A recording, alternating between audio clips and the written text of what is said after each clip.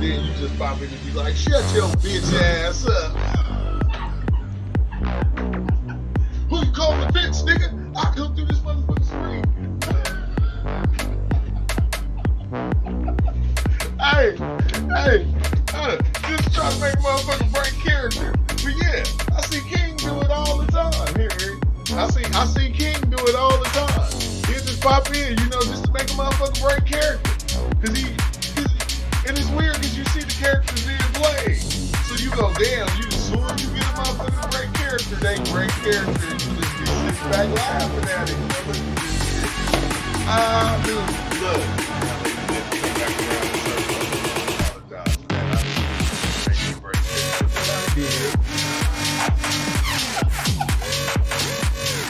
I'm trying to change that. I'm only allowed things. Hey, Ralph be on there talking about, you just be like, shut your bitch ass up, bro. I'm not being disrespectful, Ralph, but I'm just saying, shut your bitch ass up. Hey, Ralph be like, what did you just say to me? Yeah, I'll beat your ass. Don't let this motherfucking rainbow shit fool you.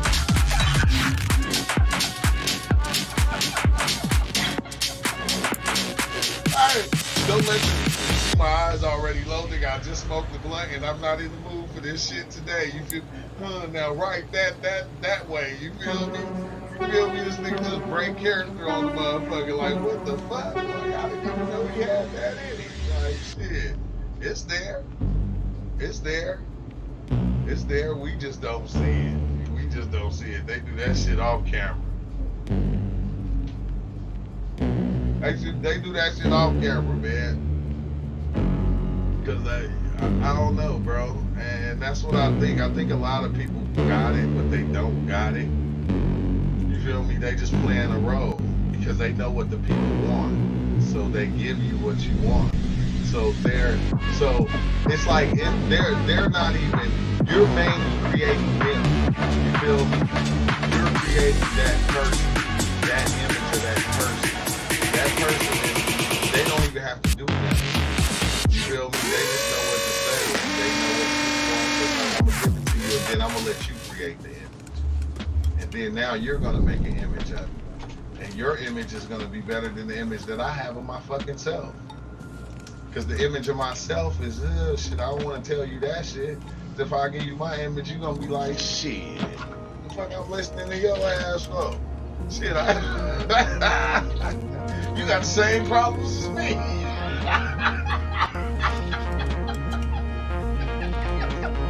But I'm sitting here wasting my time listening to you, goddamn it, shit. I could have went and got a girlfriend or something, had 2 girlfriends. I'm wasting my whole time, shit. I don't know, man. That's just hilarious, though. But it's hilarious, man. I think, I don't know what I was about to say. Hey, I hope nobody, man, go catch round 5 right in the middle of this nigga's speech. Like, you're like, yeah, we're gonna let people in on the chat this time. Normally don't. I'm around smart. I'm gonna let y'all in on the chat. As soon as we open up the chat, nigga come in and be like, shut your bitch ass up.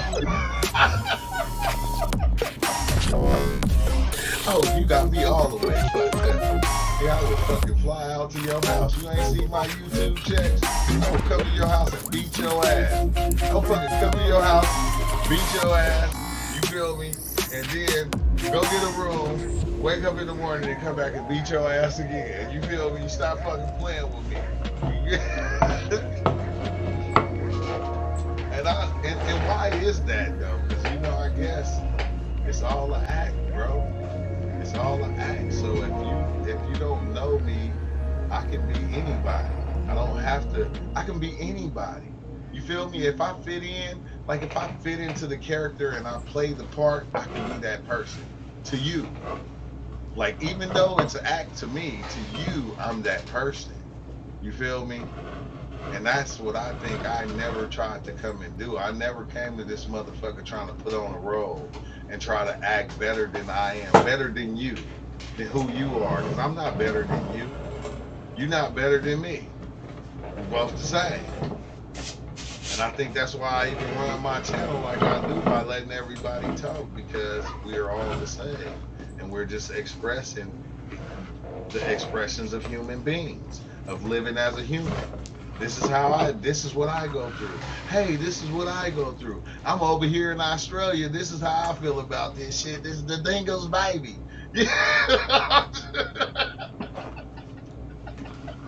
I'm just saying.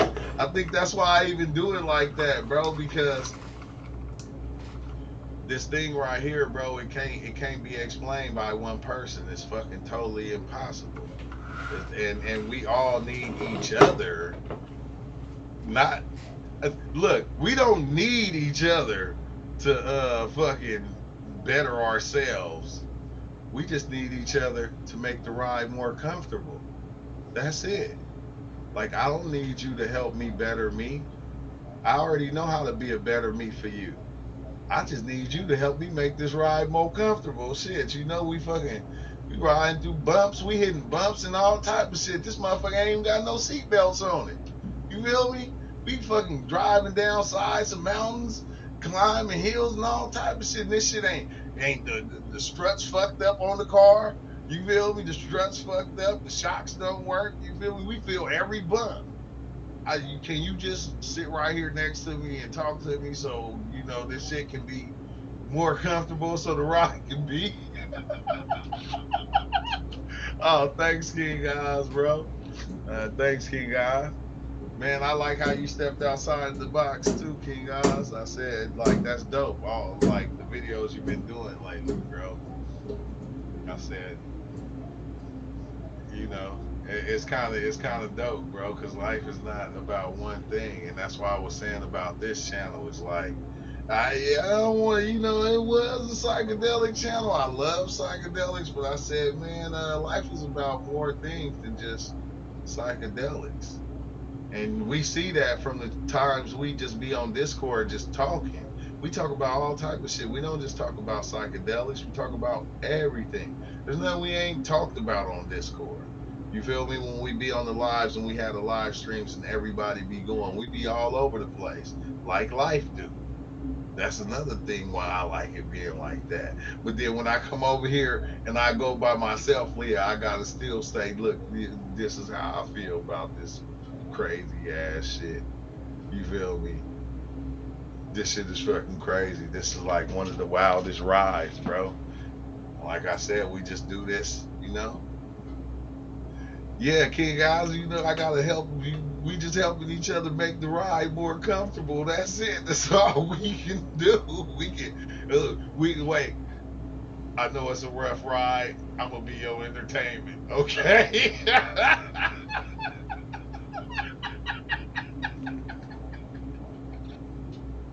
Hey, when you get in the wreck, I'ma still be playing, right? Don't even trip, I'll be right here. Hey, that's crazy, but that's it, bro. That's it. Is that probably why we fucking look for mates and shit like that in order to help us with the ride? You feel me? Now let me go get me a girlfriend, because this motherfucking ride is crazy. You feel me? Now she on the shit with me. You feel me? And we just trying to make each other feel comfortable in this shit. And it's like, what the fuck? Like, that's all you really can do. And go, yeah, it's about to be a hell of a one. I hope you ready. I hope you ready, because you ain't seen shit yet. You feel me? Shit be fine and dandy, but you ain't seen shit yet. You feel me? We can laugh about it, but I'm going, you ain't seen. And that's why people always say that. They always go, well, like the end of the world is coming. Oh, it's going to be a tragedy. Because, nigga, every fucking second is a tragedy. When ain't it? When ain't it not a tragedy? You always hear about somebody getting killed. Teachers, King Guys have the video, the teacher sleeping with the student. You feel me? We have all tragedies. That's the story of life, bro. That's the story of life. You just trying to say say it's gonna be a tragedy. So when that one big tragedy happened, you go, oh, I knew that was gonna happen. It's like, what the fuck? Like, this shit happen every day. But is it not a tragedy? You feel me? Oh man, they killing too many rappers. Like, niggas been dying. What the fuck they talking about? How the fuck you gonna talk about guns and shit and not have all the guns in the car when a motherfucker pull up on you? What the fuck? Who does that? Who raised you? You feel me? You talking about shooting motherfuckers and killing motherfuckers, but you get caught slipping. Who raised you? You all them guns you had in the song, keep that shit in the car when you go anywhere. I'm telling any rapper. And all the guns you talk about you got, nigga, keep them motherfuckers in the car whenever you go somewhere. You feel me? All of them. Don't leave one behind. You feel me? Because you never know. You never know. You need to go, fuck a diamond watch, nigga. Go get your hand made into a diamond pistol. Go get your hand made into a pistol. You might as well go get both your hands. You fucking spending money on fucking watches, fucking jewelry and shit, nigga. Go get your hands made into a pistol. Okay?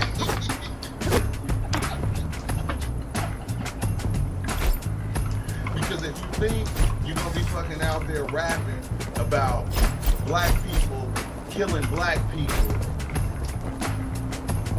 rage on our own people, and it's not gonna come for you, you got another thing coming.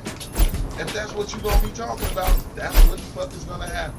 Because you telling our youngsters, hey, oh yeah, I pulled up, I snapped on him, I got 9 pistols in the car, and I get it though, because that's the life that we was living. But now we smarter, we're not dumb no more. We done came so much further. If you're gonna be rapping about that shit, nigga, don't think that shit ain't gonna come to you. Because you know what? It's somebody child out there right now listening to that song, going to shoot up somebody else. Now, how many times does that happen? You feel me? You spread something that we already know is fucking us up. It's killing us all. So why not? You be killed for it. That's the man. You got me buzzed up. Live by it, you die by it. You feel me? But then when you spreading it and saying, you know, you telling, and these kids, they listening to it, bro. They yanking on niggas for this music. You feel me? Like they got this in their head. Like, oh, 13-year-old dude, he shoot this guy over here because this dude said something wrong to him. Oh, 15-year-old shoot this other 13-year-old or 15-year-old, 19-year-old. Like, what the fuck? Like, because this is what you telling them. That's what it's about. Now you feeding it, then when the shit come to you, you ain't got all the guns in the car your goddamn self. You sitting up here lying to these motherfuckers. You feel me? You not rolling like that. As soon as you get knocked off, everybody want to rest in peace. Like, and this is only going to the ones that was misleading our youth. But it's weird because I can say that, right? I can say that, but it's like, that's how we was raised. But at a certain aspect, a lot of them, they changed and they started doing it different. You feel me? They started putting out a better genre or whatever. You feel me? Some of them changed, but then some ain't. But then, like, I just go, yeah, you can't get mad at it, bro. I respect it. I ain't even gonna lie, because that's the life a lot of youngsters is living. And it's fucked up to say. They're not lying to you when they're saying this is what they doing. So when it happens to them, it's like, shit, 2 different things, rap music and hip hop culture. Yeah, I don't know, bro. I'm just saying, shit is fucked up. Shit is fucked up, man, and we just don't make it no better. You feel me? Like, we ain't making it no better. We only, like, some of us only make it better for the ones that we're close to. We don't care about who we hurt on the journey. We will hurt a gang of motherfuckers on the journey just to help. It's like some Robin Hood shit. It's like some Robin Hood shit, bro. I don't know. Yeah, Yeah, it is. It's hella backwards. It's hella backwards. But what can you say? This life being that, this life at its finest. You know, so this life at its finest, bro. Being life. Being life. And like you can't change it. You can't stop it. We're not gonna, everything that's going right now, bro, we're not gonna be able to stop none of it. You know why? Because it's being what it is. Hate is being hate. Nothing is fucking broken. How you gonna fix something that's not broken? Like it's impossible. If hate is not broken, how you gonna fix it? You can't. Hate is being hate. Love is being love. Death is being death. Murder is being murder. You can't fucking fix murder. You can't.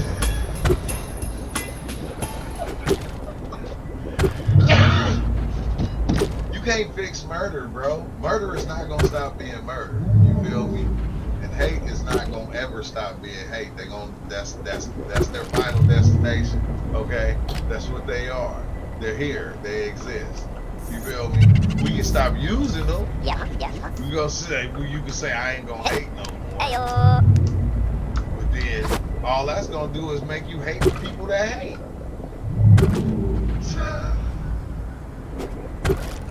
Revolving like a fucking revolving door. You can't win. Okay, it's a revolving door. It's like, okay, I'm gonna stop hating. I ain't gonna hate no more. And then you gonna see somebody doing something that you know a part of hate. You're gonna be like, I hate them for being hate. You feel me? I don't know, bro. It's a revolving door, bro.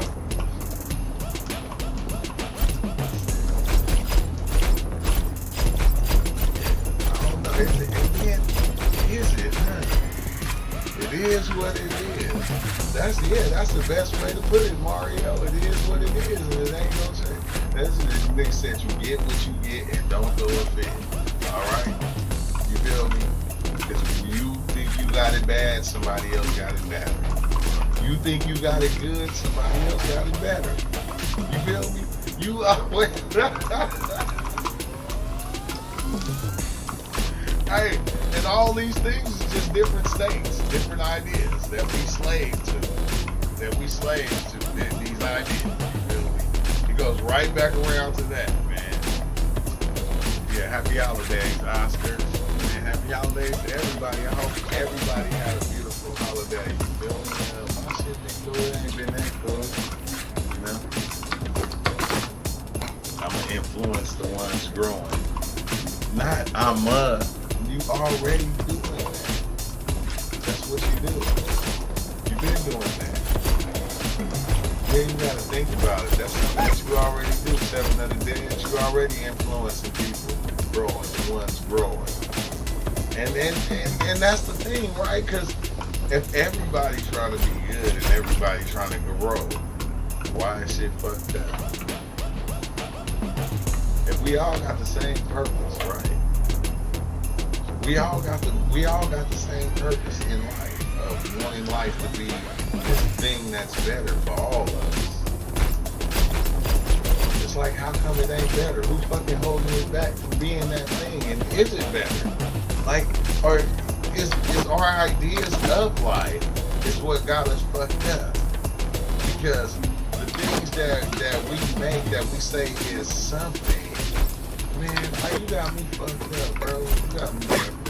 Man, I can't be a slave to this shit no more, bro. I don't care. I can't be a slave to these ideas. I can't. I'm sorry. I'm so fucking done with being a slave to the ideas. I'm just gonna be. You feel me? But I don't fuck the ideas. I don't want them anymore. I don't want to look. I don't want to understand. For what? For what? To get where? Because every time you step out the car, you gotta get back in that motherfucker. You feel me? Every time you step out the car, you gotta get back in the car. Like, it's like you do a full circle. You feel me? It's just a full circle on life, on just like all of it. That's the part that fucks me up. Yeah, people are growing in ways that you do everything to comfort your ego. That's why you do anything.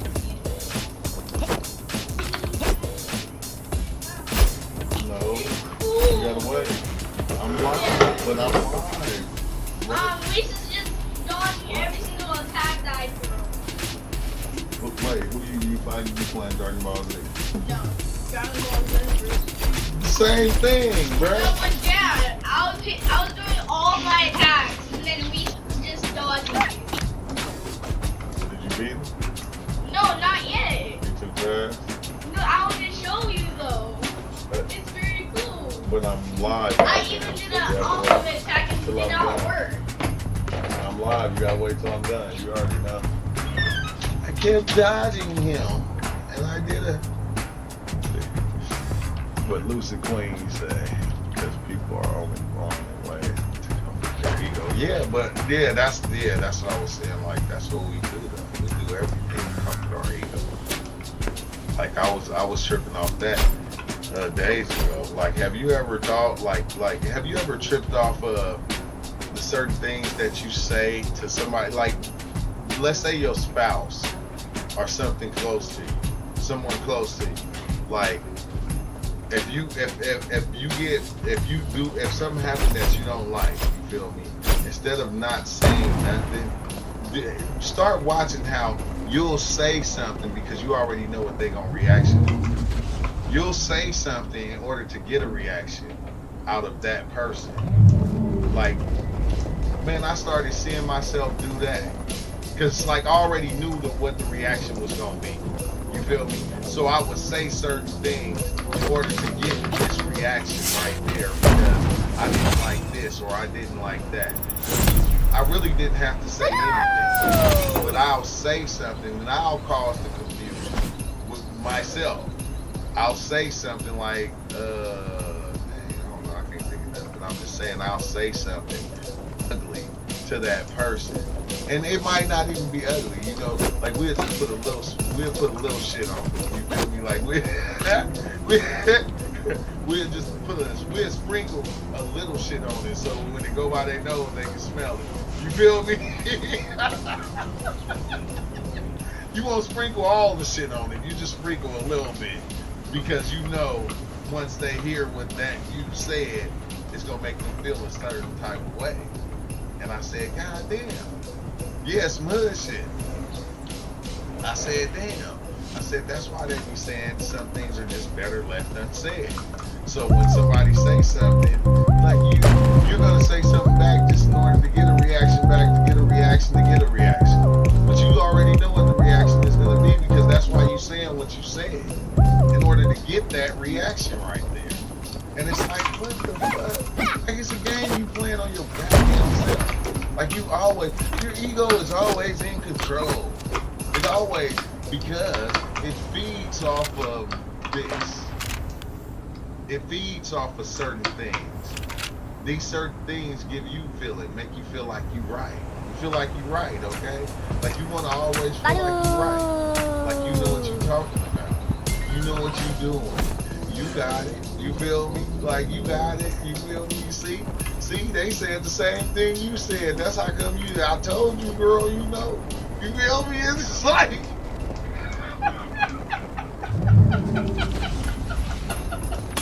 It's all going on right here. Like every time. It's all going on right here. You create it because you want a reaction. You know a reaction you want. You know a reaction you're searching for in every situation that you do. You feel me? You feeding yourself. You feeding your own ego all the time, bro.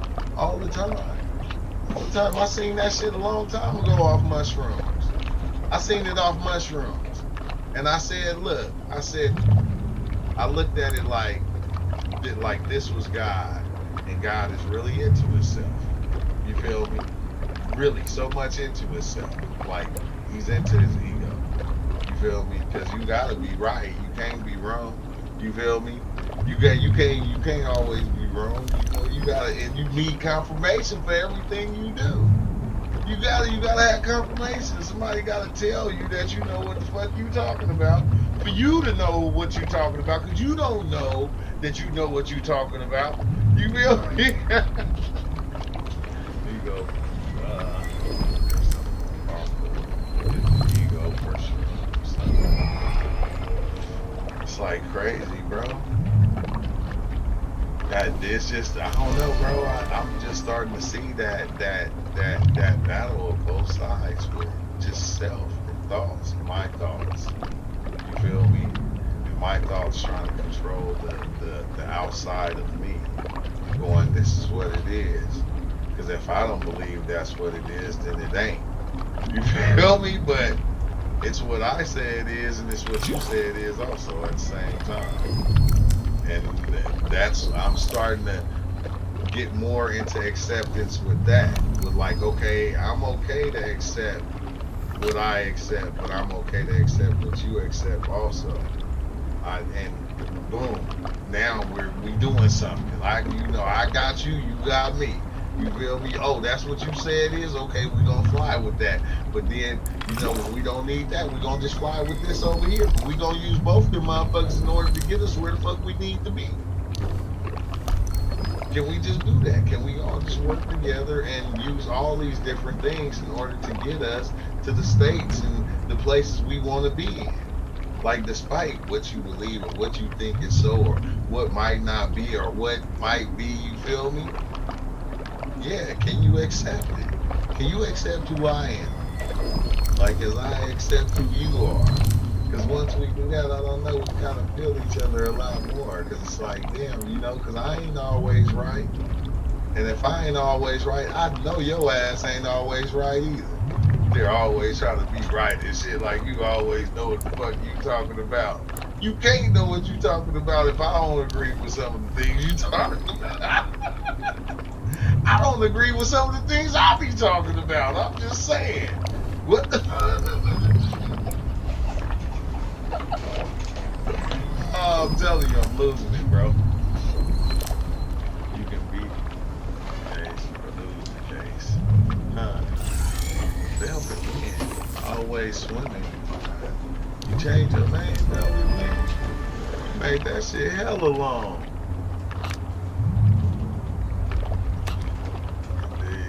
Acceptance is the surrender. Yeah, and that's wild, because you don't want to surrender. You don't want to surrender to anything. That's one of the hardest things it is to do, though, Alley Cat, is to surrender. It's to surrender and let things be. Now we gotta change things. I gotta step in and be like, Alley Cat, you that picture you got back there is kind of crooked. You feel me? I gotta step into your motherfucking world and I gotta try to change your picture. Tell you your shit crooked. Your shit kind of crooked over here. You like, motherfucker.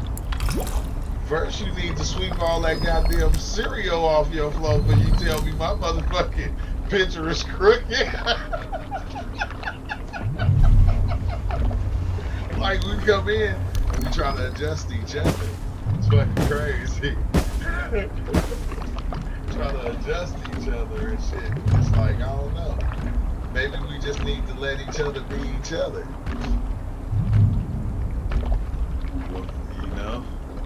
Just let and it's like, it's okay. Like, shit, that, like, you give me a different view of the world. You feel me? I know why your head all crooked, huh? Shit, like, you talking about my picture crooked the whole time, nigga, your head was all crooked. That's what the fuck it was. But nobody told you. We was being nice, but since you want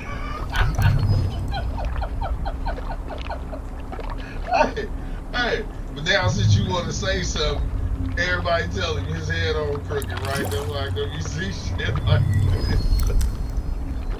Oh, that is hilarious.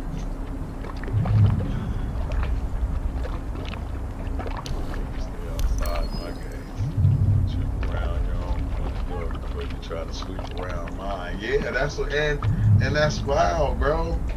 Because, like, even when you doing that, bro, you just trying to, I don't know. It's like, that's that, like Lucy Queen said, that's that ego, man. That's that ego. That shit is crazy. The ego is a terrible thing to waste. I don't even want to be a slave to that nigga no more. I ain't even gonna lie. I don't want to be a slave to ego no more. I don't want to be a slave to that no more either. Now that you fucking think about it, this nigga got really, oh my God. He enslaved, engulfed so many motherfuckers. Like, yeah, bro, I'm done. I'm done with that. Yeah. I have to write that one in my book, Loose and Clean. Look, man, I don't want to be a slave to ego no more. No more slave to ego. No doubt about that. Damn, I've been on this motherfucker for 3 hours and 16 minutes. I hope I was talking about something interesting, because I don't know what the fuck I was talking about for that long. Golly. That's wild. It's been a long time, too, since I came on and just did a whole live on the solo tip. On the solo tip, thanks to King. You feel me? Thanks to King. Hey, you got my 5 folks locked up. Football numbers. Yeah, a lot of mine, too, bro. A lot of mine. But yeah, thanks, Lucy Queen, for that. I'm telling you, I'm putting that on my shit, bro. I'm letting go of ego, nigga. I'm not being a slave to your bitch ass no more, neither. You are out of my life. I'm not being a slave to any of these ideas. I'm cutting all this shit off. I'm done. I'm cutting it all off. Cut it all off, and I'm gonna just, sit back, man. We just gonna keep doing this right here. Just keep doing this, keep diving, keep coming back, keep sharing. And I see this is why, though, bro. God damn. This is wow. But remember, when y'all see y'all next movie, man, try to go tell that character he in the movie. Try to do that shit. You can do that. That's some impossible shit right there. And that's what it felt like sitting there in that place, bro, looking at this shit play out. It was like, man, this shit was on play. Now, you wasn't no stop button. You couldn't go in, it was on play. And it's like you watching it because you created it, and it's experiencing, it's going. And you try to tell it that, okay, look, man, nah. That shit fucked me up. And that's the only way that I can explain it, though. Because even how I seen it, and it was different levels, bro. This is what pisses me off. Because I was there, and I even seen the levels of it to where how it was projected into this. I was all the way at the top level, looking at the fucking levels.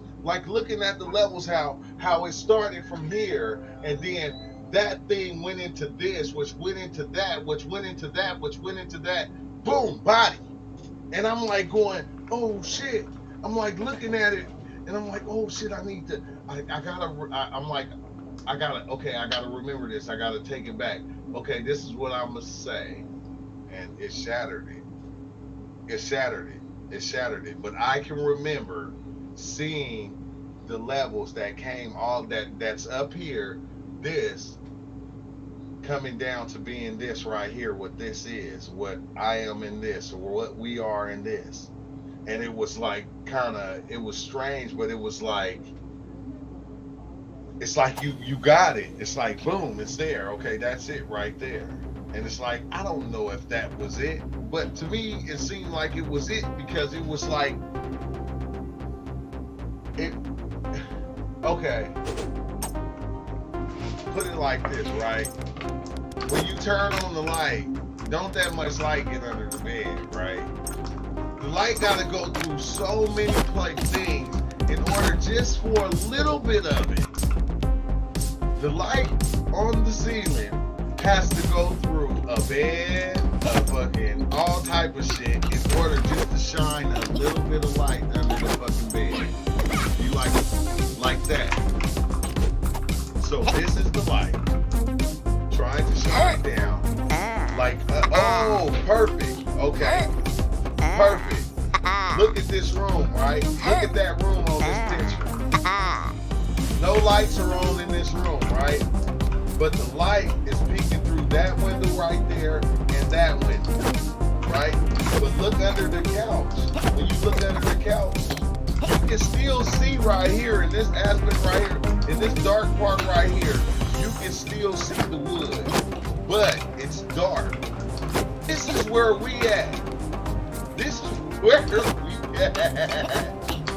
This is where we at, right?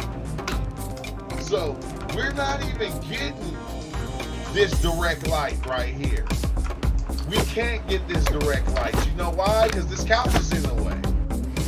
So we only getting this light right here. But what this shade is, where you can barely see right here, up under the couch, the dark part, but you can still see the wood grain. You can still see the grain in the wood. That's where we at. That's where we were. That's where we fucking was. And it's crazy because think about it, the light that's shining through the window is not even the actual light that's shining. Like go outside, the sun is up there. So the light can't even shine. It's impossible for the sun to be able to shine in a house full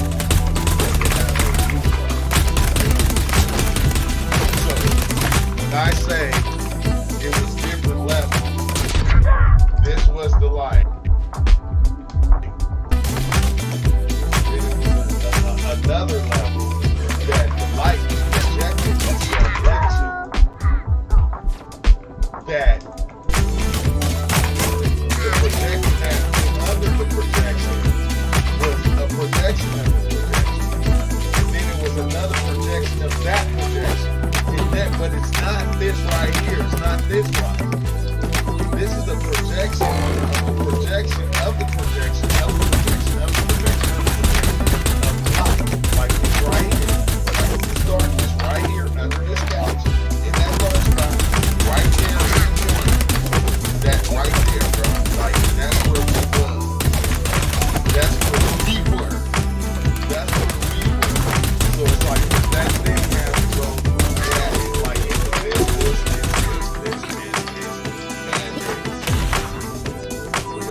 This was like the lowest fucking form or something. It was fucking weird. It was like hella weird, but it was weird, bro. It was weird, but it wasn't light. It was something else. It was something else. It wasn't light, but it was proper. But I'm just saying that's the only way I can explain it. It's like the light shining through that window and everything that's in this room right here. So everything in this room is not gonna feel the light. It's not gonna feel the effects of that light. Like that little darkness that's even right here is not getting none of that sunlight. It's getting a reflection of that sunlight. Just the reflection. As you can see, the reflection right here off the wood is making a bright light shine into other places. But it's still not the light coming from the window. And the light that's coming from the window is not the light that's coming from the window. It's the light that's coming from the sun. Like, you get what I'm saying? Because I lost the goddamn saying. But I'm like, when I hope you understand what I'm saying. Yeah, we get right there. We get that part down there. It's like weird. As I'm seeing it, like it's not. It's like I've been there before. It's like I've been there. Like it don't seem like that was my first time even seeing it that way. Unless all the times that I've seen it, experiencing it, being these different things, all just meant the same thing. You feel me? I don't know if they all just meant the same thing, but it's like weird, bro. Like that shit, like it kind of just trying to explain it, it kind of goes away. Cause you can't explain it. It's like it's unexplainable.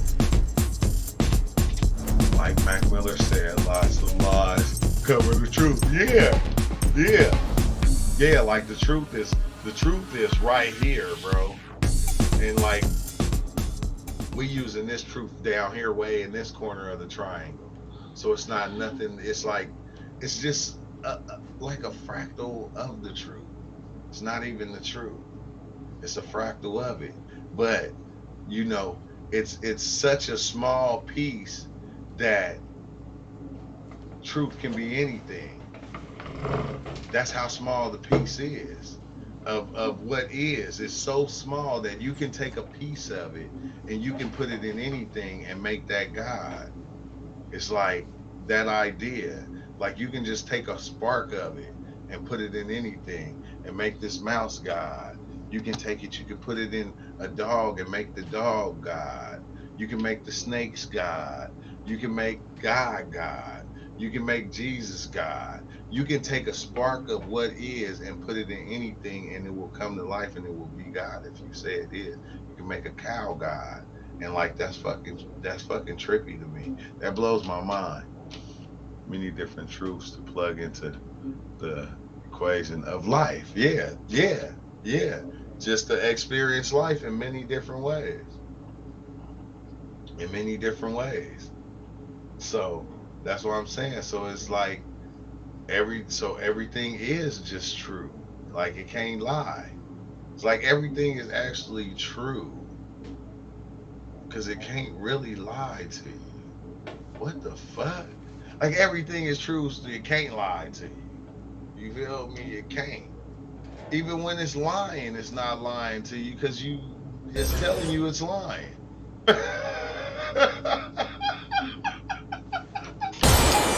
So life is always being 100. It's not. It's not. It don't ever.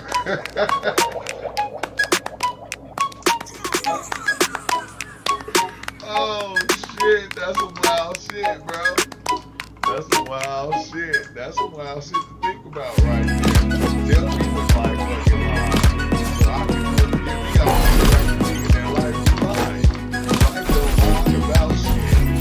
Life is being everything that it's look. Even when it's lying, it's telling you it's lie. You feel me? It's being true, but it's always telling the truth. It's always being true.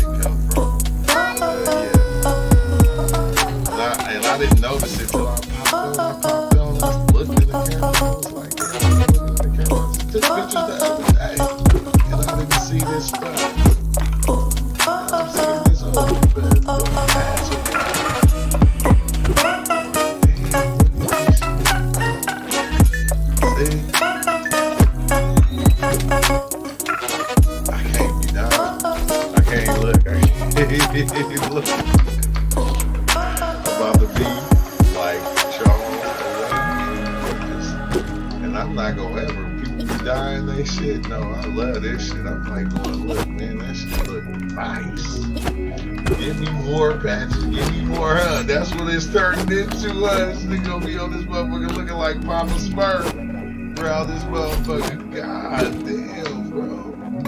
Like, but why though? Like, why would it do that?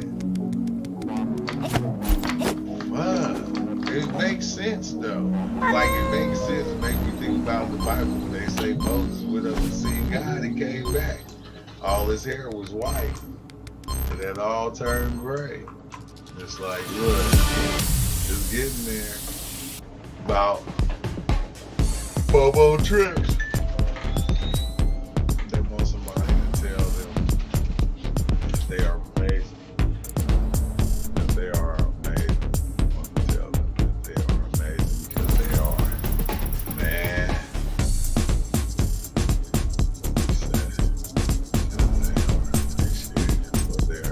Beauty and creativity.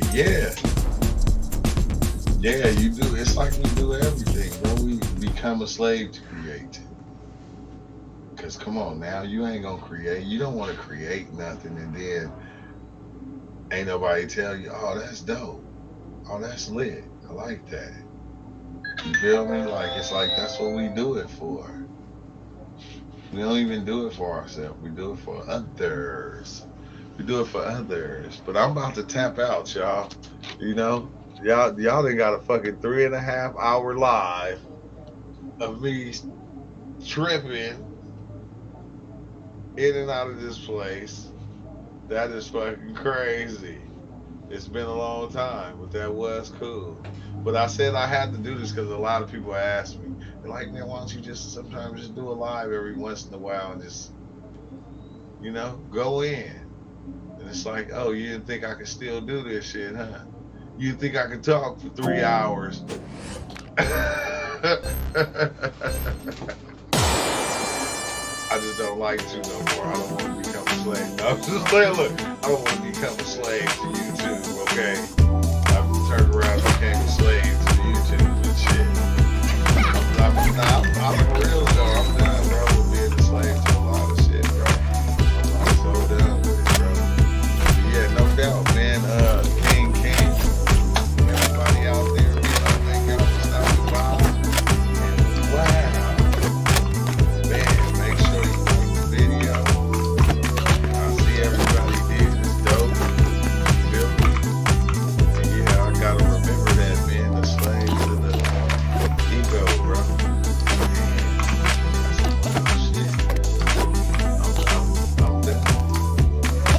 Not down with doing psychedelics, but I'm down with being a slave to the mind. My own mind, my thoughts, my ideas. I'm down with it. That's all I gotta say. And with that, you feel me? Y'all have a blessed day. Thank you for stopping by.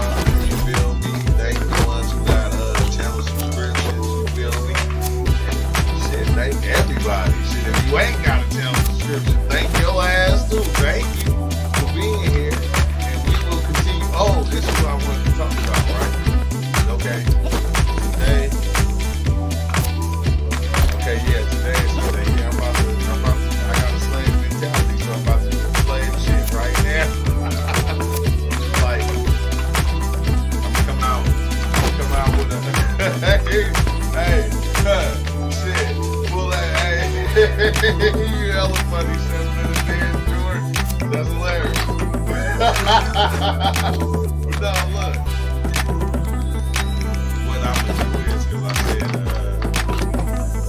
I gotta take my other board down, and tomorrow, live tomorrow, I'm gonna have it written out like where I'm gonna do live at certain times, period, Monday, Wednesday, and Friday.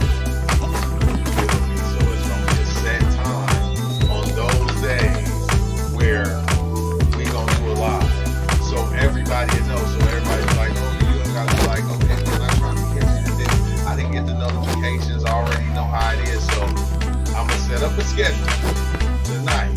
I promise I'm gonna have a schedule ready in order so we can do lives on you know, at good times. So you'll know what time to be here. So it's like we all gonna be here on this day, and it's always for the ones that's new to the channel. You know, the Discord. You gotta join the Discord because this right here, you ain't gonna get too much of this right here, bro. You know, we gonna be on Discord, and next time I'm coming, I'm bringing my people. Bill, boy George, King, you know what I'm saying? I'm bringing my phone.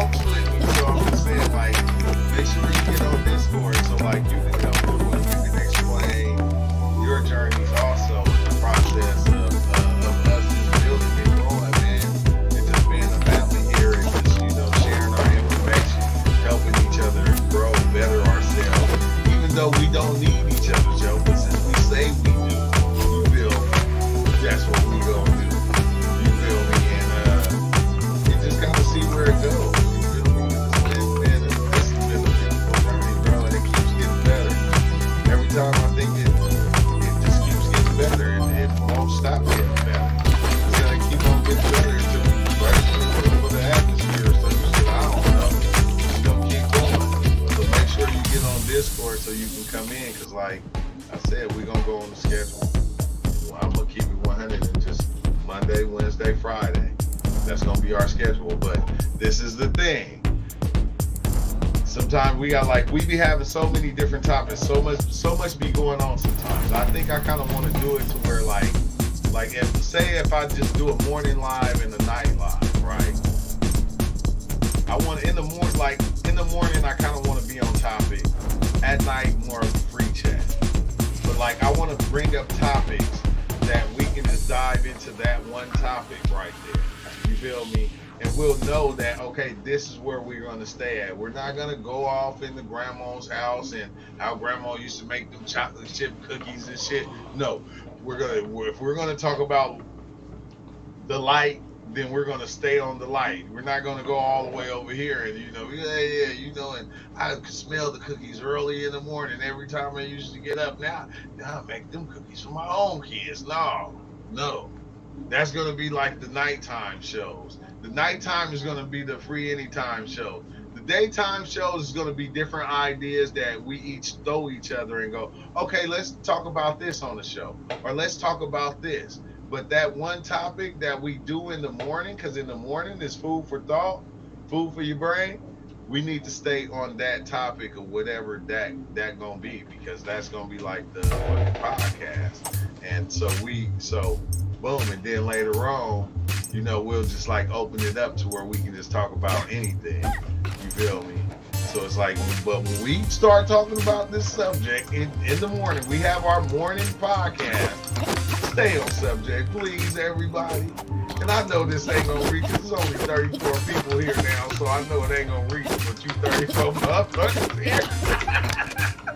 Everybody that's gonna go off and talk about grandma cookies, they ain't here right now. Hey, I know how them cookies got chocolate chips though. Hey, and it's funny because whenever it happened, you can't say that's not a good thought, because we can't remember them chocolate chip cookies and how they tasted, and they was fresh and they was warm when they came out the oven. I didn't like mine to cool down. I used to keep mine as soon as they come out and get them right off while they was still hot. You feel me? Now the whole show is about chocolate chip cookies. You feel me? Like, we talking about chocolate chip cookies now for 45 minutes into the show. It's like, god damn, we got way long subject, so we gonna have to help each other stay on subject. Either I get off the subject. Like, I do the same thing, we don't have to. And then maybe we don't gotta stay on subject. That shit. Hey, see, there I go. Right back into the slave mentality. We gotta be shit. No, but man, I'm gonna be on and we just gonna make time for what we gonna talk about what we talk about. If we get to talk about chocolate chip cookies, then it must be good. We all can taste, all of them taste the chocolate chip cookies, you feel me? We just gonna let this shit go as it goes. Hey, trying to control this shit, huh? I almost just fucking did the shit again. Hey, King, I just almost created another whole slavery. Like, yeah, we gonna be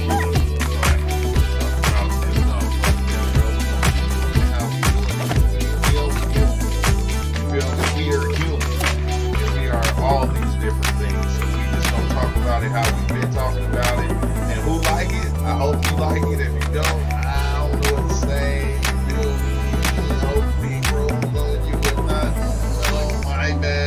Maybe it's not you, it's me, okay? It's not you, it's me, okay? I'm sorry.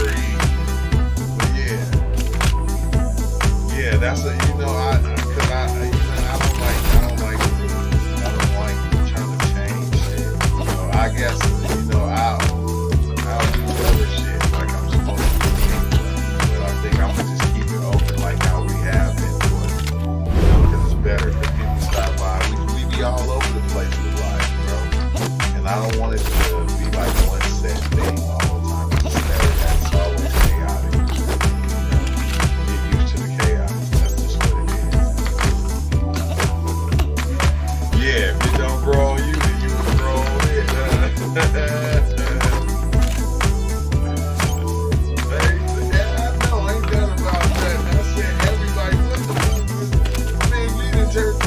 Champs over here and shit. Motherfuckers say, be on the Discord fucked up. What's the name was in there? He was so hey, trying to talk, he was talking to me. We couldn't hear from the alley cat like in your mic. Oh yeah. Like I was saying, I said, what the fuck anyway? What the fuck? Told y'all. Like who does that? Not what he did, but who fucking, like, everybody is in this room. Who created this room? Because every time I go to this room, somebody is in this room. It's a beautiful thing because you don't even have to leave your room to get to the room. But once you get in the room, you can't fucking leave the room while you still at home in your room.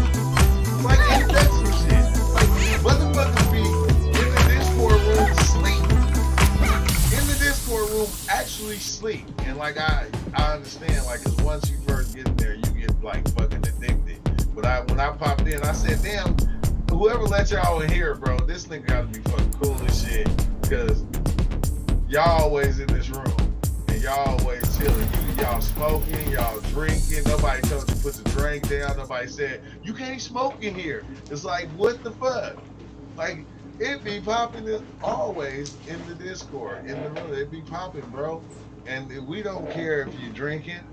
You feel me? Like, people get drunk, that don't mean make them bad people. They don't even be disrespectful. It's just when they drunk, can you understand what they saying? And like now, I'm like to that point to where I'm not trying to, say don't do this, don't do that, or what you do is wrong, or what you know. When you're doing what you do, can I listen and understand why you're doing what you do? And that's what I was able to do, bro. It was like fucking, it was cool.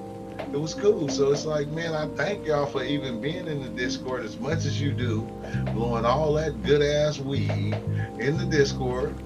Hey, if you like getting high, all you gotta do is go on Discord.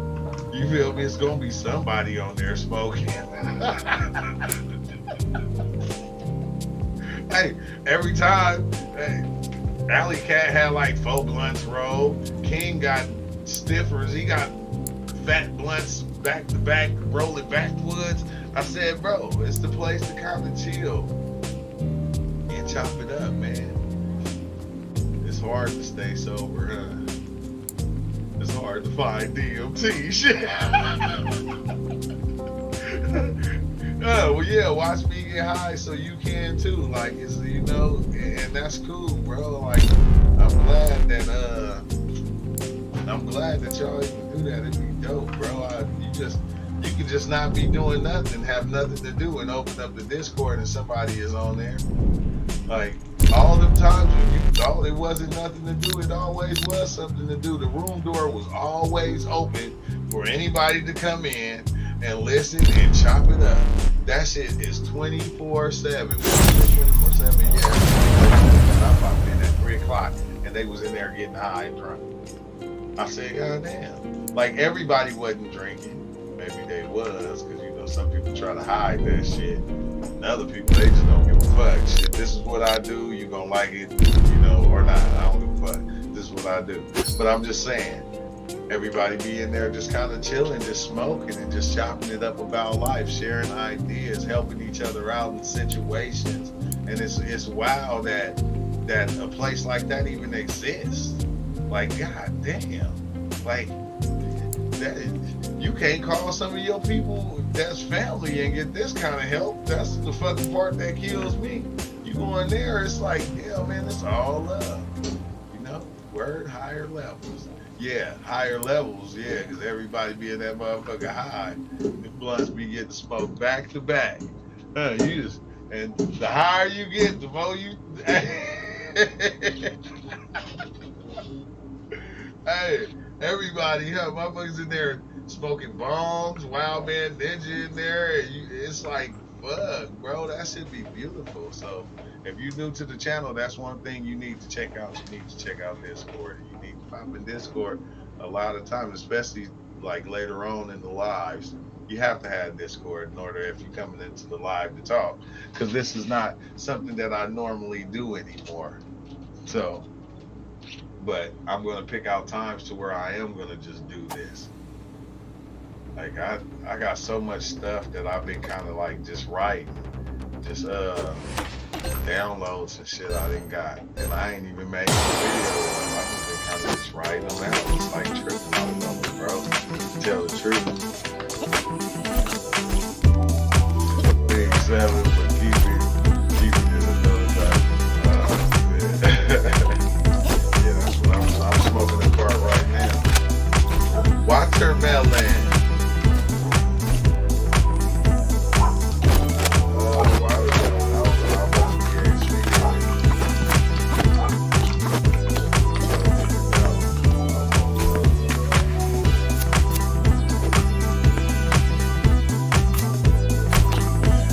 You're not me, but I'm definitely a part of you. But I'm about to tear him out of here, bro. I keep saying that, and then I don't leave. I keep on getting other stuff coming to mind. Like every time I think of something else, I try to fit it all in like one video. I barely been able to really talk the last 2 hours. First 2 hours, I couldn't explain shit. I was seeing, or like I could not get it out. Like even the ways I was explaining it, I didn't like the way I was explaining it. But I'm like, when I was trying, but it had. No, it's been a minute since I did DMT. It's been a minute. Dang, this is probably the longest I ever went without doing DMT. This probably been like the longest.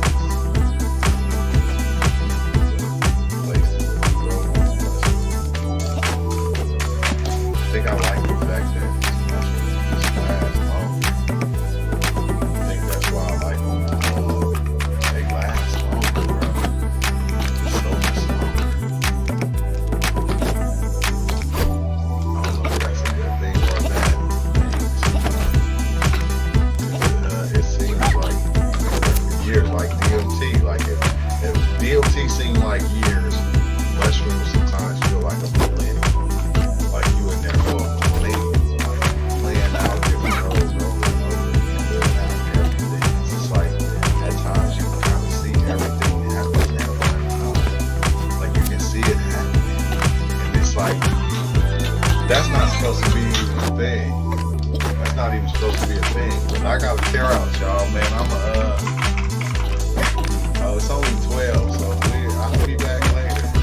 I'll be back later when we come on tonight and shit. Like, yeah, we can talk about the schedule. I gotta hang my shit up on the wall again. I have to get down to the room. I was using it for something else, but that's neither here nor there.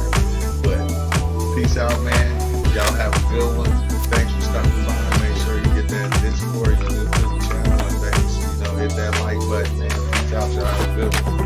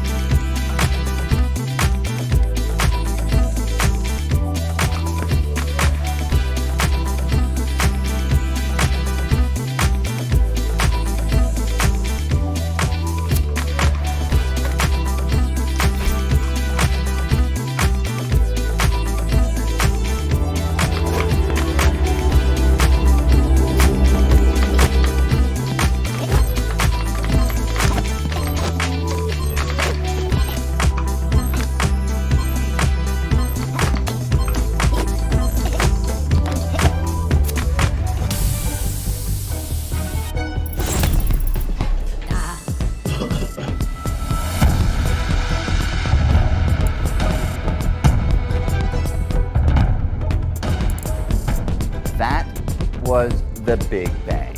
Well, of course, a visual and audio illustration of the Big Bang. And the term Big Bang, that is just a human metaphor, a term that we invent to try to describe something that none of us has or ever will experience. And that's the strategy that we employ all the time. I mean, I'm a physicist, but also a writer. And one of the great challenges about writing about this is finding the right metaphor, the right analogy, the right language to describe some aspect of cutting-edge research. And I can't tell you the number of times that readers of my books will come up to me and they'll say, hey, you use a rubber sheet to describe the fabric of space. You use bread rising as it cooks to describe the expansion of space. You talk about jitters being infused into the microscopic realm to talk about quantum mechanics. Then they say, but how do you, Brian Greene, actually think about these ideas? My answer often is, I think about it in precisely those terms. I use these metaphors in thinking about the actual science, doing the actual scientific research. And this capacity to use language to describe things that we haven't seen is something that we then go further on using the tools of mathematics. But could mathematics itself just be another language, one that is particularly well suited to articulating pattern? More generally still, is it the case that language so thoroughly suffuses human thought that it can be used as the substrate of human cognition? Finally, how can it be that swirls on a page or sounds that we invent carry such power? We die, that may be the meaning of it. But we do language, that may be the measure of our life. I can see that in the midst of death, life persists. In the midst of untruth, truth persists. In the midst of darkness, light persists. If nothing else, say this is true. That even as we grieved, we grew. That even as we hurt, we hoped. That even as we tired, we tried. That we'll forever be tied together, victorious. Not because we will never again know defeat, but because we will never again sow division. Now, where does this power come from? Was there some singular rewiring of the human brain from the ancestral past that gave rise to language? Is language something that we can examine at work within the human brain, allowing us to understand its relationship to other qualities of human cognition? Is language an adaptively selected tool like domesticated fire or the hand axe, one that builds communities and allows us to achieve things as a collective that would be unavailable to us acting as individuals? And could it be that most iconic quality of language, metaphor, using a term that originated in one context, tell us something about a vastly different context? Could that capacity be the root of human intelligence? Could that capacity explain how we prevailed, how we came to dominate the planet? These are just some of the questions that we are going to be investigating here tonight with some of the leading thinkers on the subject. Noam Chomsky, Evelina Fedorenko, Daniel Dorr, and Steven Pinker. All right, let's begin with Noam Chomsky. 6 decades ago, Noam Chomsky revolutionized the field of linguistics with the contention that there was a genetic basis for our capacity to acquire, use, and understand language, and that all languages have an underlying common structure. His theories helped make Professor Chomsky one of the most widely cited scholars in history, and his ideas are still the subject of vigorous debate. He joins us now from his home in Arizona. Welcome, Professor Chomsky. Very pleased to be with you.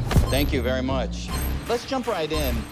Famously, one of the less celebrated co-discoverers of evolution by natural selection, Alfred Russel Wallace, he was deeply skeptical of the possibility of explaining human intelligence, culture, language in particular, through the use of evolution by natural selection. Instead, he turned to a higher power as the ultimate explanation. What was he missing? Where did he go wrong in that thinking? Remember, that was before anything had been discovered about genetics, about mutation, about the way in which a genome can give instructions to a production system, which is not very well understood even now, but it does yield complex structures. He also was missing the discoveries of the theory of computation. Gödel, Turing, other great mathematicians of the 20th century established how a finite device can have infinite scope.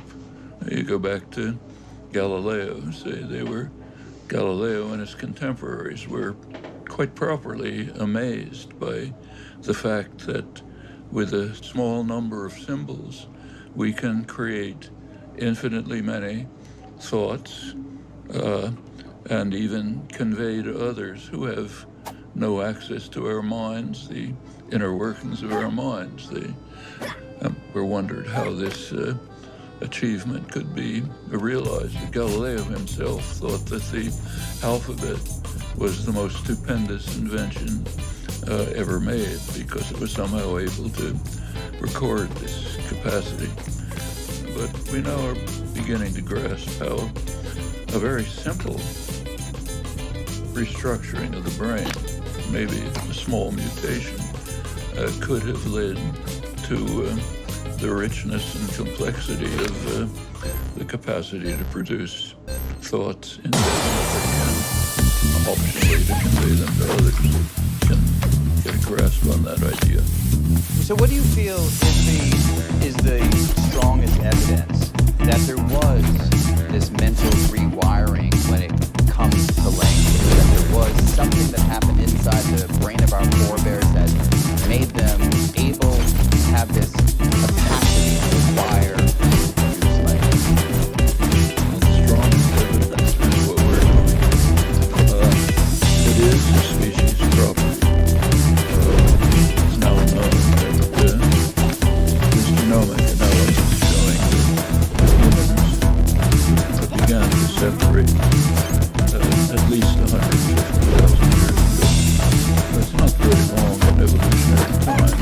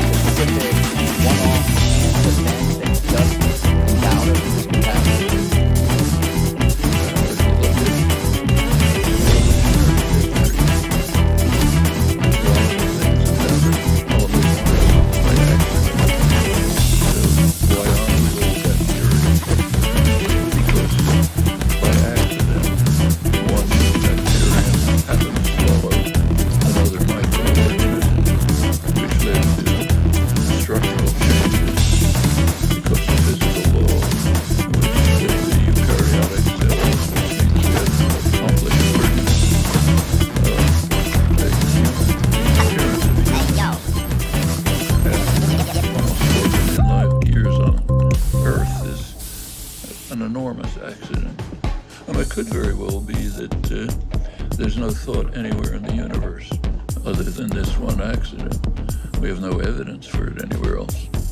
And by now there's work suggesting that the probability of anything like complex intelligence, even life, is extremely small within the accessible universe, physically accessible. So for all we know, we're totally alone. It's just some accident. And it occurred in the last instant of evolution on Earth.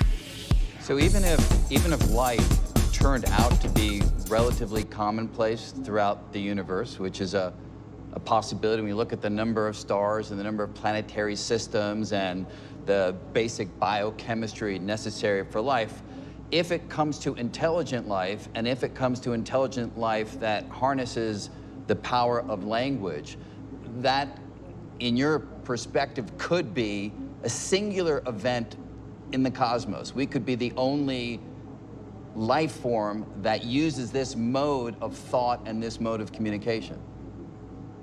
That's quite possible. In fact, the grand old man of American biology, Ernst Mayr, had an interesting debate, which you may have seen, with Carl Sagan on the likelihood of finding intelligent life. And Sagan, astrophysicist, gave basically your argument. All these stars, all these planets, why shouldn't it appear everywhere? That's the famous Fermi paradox. Mayr, arguing on the basis of, as a biologist, said, let's look at the one case we have, humans. That life's been on Earth for roughly 4 billion years. If you look at the actual evolution of humans, you find accident after accident just happened. The couple like an asteroid hit the Earth and wiped out the dinosaurs, left a little bit of space for small mammals to develop. Okay, ends up being us. And there's case after case like that. He said the chances of this happening are extremely slight. By now there's even work indicating that the complexity of RNA sequences is extremely unlikely to appear just by straight statistical measures. So maybe there's nothing. Maybe it just happened. And that's the answer to them. They're not there. The deeply lonely, cosmic loneliness that may well be our reality. So focusing back here on planet Earth, one question that people naturally ask when it comes to the thought that human language is so singular, they point to other. Now you mentioned the difficulty in teaching other animals language, but when it comes to whale songs or dolphins or gesticulation among some of our primate cousins, you see that kind of communication as radically different from what we're doing right now. First of all, that's communication. Every species, down to bacteria, has modes of communication. But language is not just, we use it for communication, of course, but it's basically an instrument of thought. That was a long tradition. I mentioned Galileo, but many others just assumed that language is what was sometimes called audible thought. It's the instrument of thought. Now, if you think about our own language in use, that's almost all we do with language, is construct thoughts in our mind. Sometimes we externalize them, sometimes we communicate, but that's a kind of a side property of language. Now, by now, we can pin that down much more precisely. When you look at the actual design and structure of language, what you find systematically is that when there are instances where there are conflicts between communicative efficiency and computational efficiency always wins. There are very simple cases like simple structural ambiguities. So if I say flying planes can be dangerous, structurally ambiguous means the act of flying, or planes that fly. Well, the point is if you just let the rules run freely, computational efficiency, you get things like this. But they harm communication because you can't understand what somebody's saying. Do they mean two fly planes or planes that fly? And there are many things like this, some of them pretty serious, which impede communication. But Mother Nature didn't care. When evolution moves along, some change takes place, you get the simplest solution. Simplest, most elegant solution may happen to be dysfunctional, not Mother Nature's problem. You've got it. And that's the way it seems that language developed. But just so I can completely understand, when you speak of language as a tool of thought, are you referring to the inner voice that we all hear inside of our heads, or are you thinking a more abstract version of language in the thought process? Well, what's called the inner voice is actually an outer voice. If you think about when you're introspecting, using language in your head, you can tell how long the sentences are, that you can tell whether they rhyme, which means that you're hearing the outer, you're hearing external speech with the articulatory organs disabled, but it's not what's inside. There's things going on in the mind, constructing thoughts, which we can't consciously access, but which enter into everything we do, like interpreting that sentence the way we interpret it. And this you find all over. What's called inner speech is really just outer speech where you haven't bothered to articulate it. The inner speech you can't access, and that's going on. We can only see its effects, and from its effects you can determine what it must be, much like anywhere else in the sciences. They do. We can't communicate the way as well as other animals can. Like you and I couldn't be taught to imitate the waggle dance of bees. We're just not constituted to do that. Bees do it instinctively. It's a complex system. So it's not a matter of more advanced, less advanced, just different paths. And these are modes of communication. But what's unique to humans is the capacity for thought. So if one can introspect one's way to the recognition of language as a tool of thought, and if the only thing that we have access to as third-party investigators is the externalization of language, I don't mean this as a facetious question, but how do we know about the other animals? The only thing that we really know is that they don't externalize in the way that we do.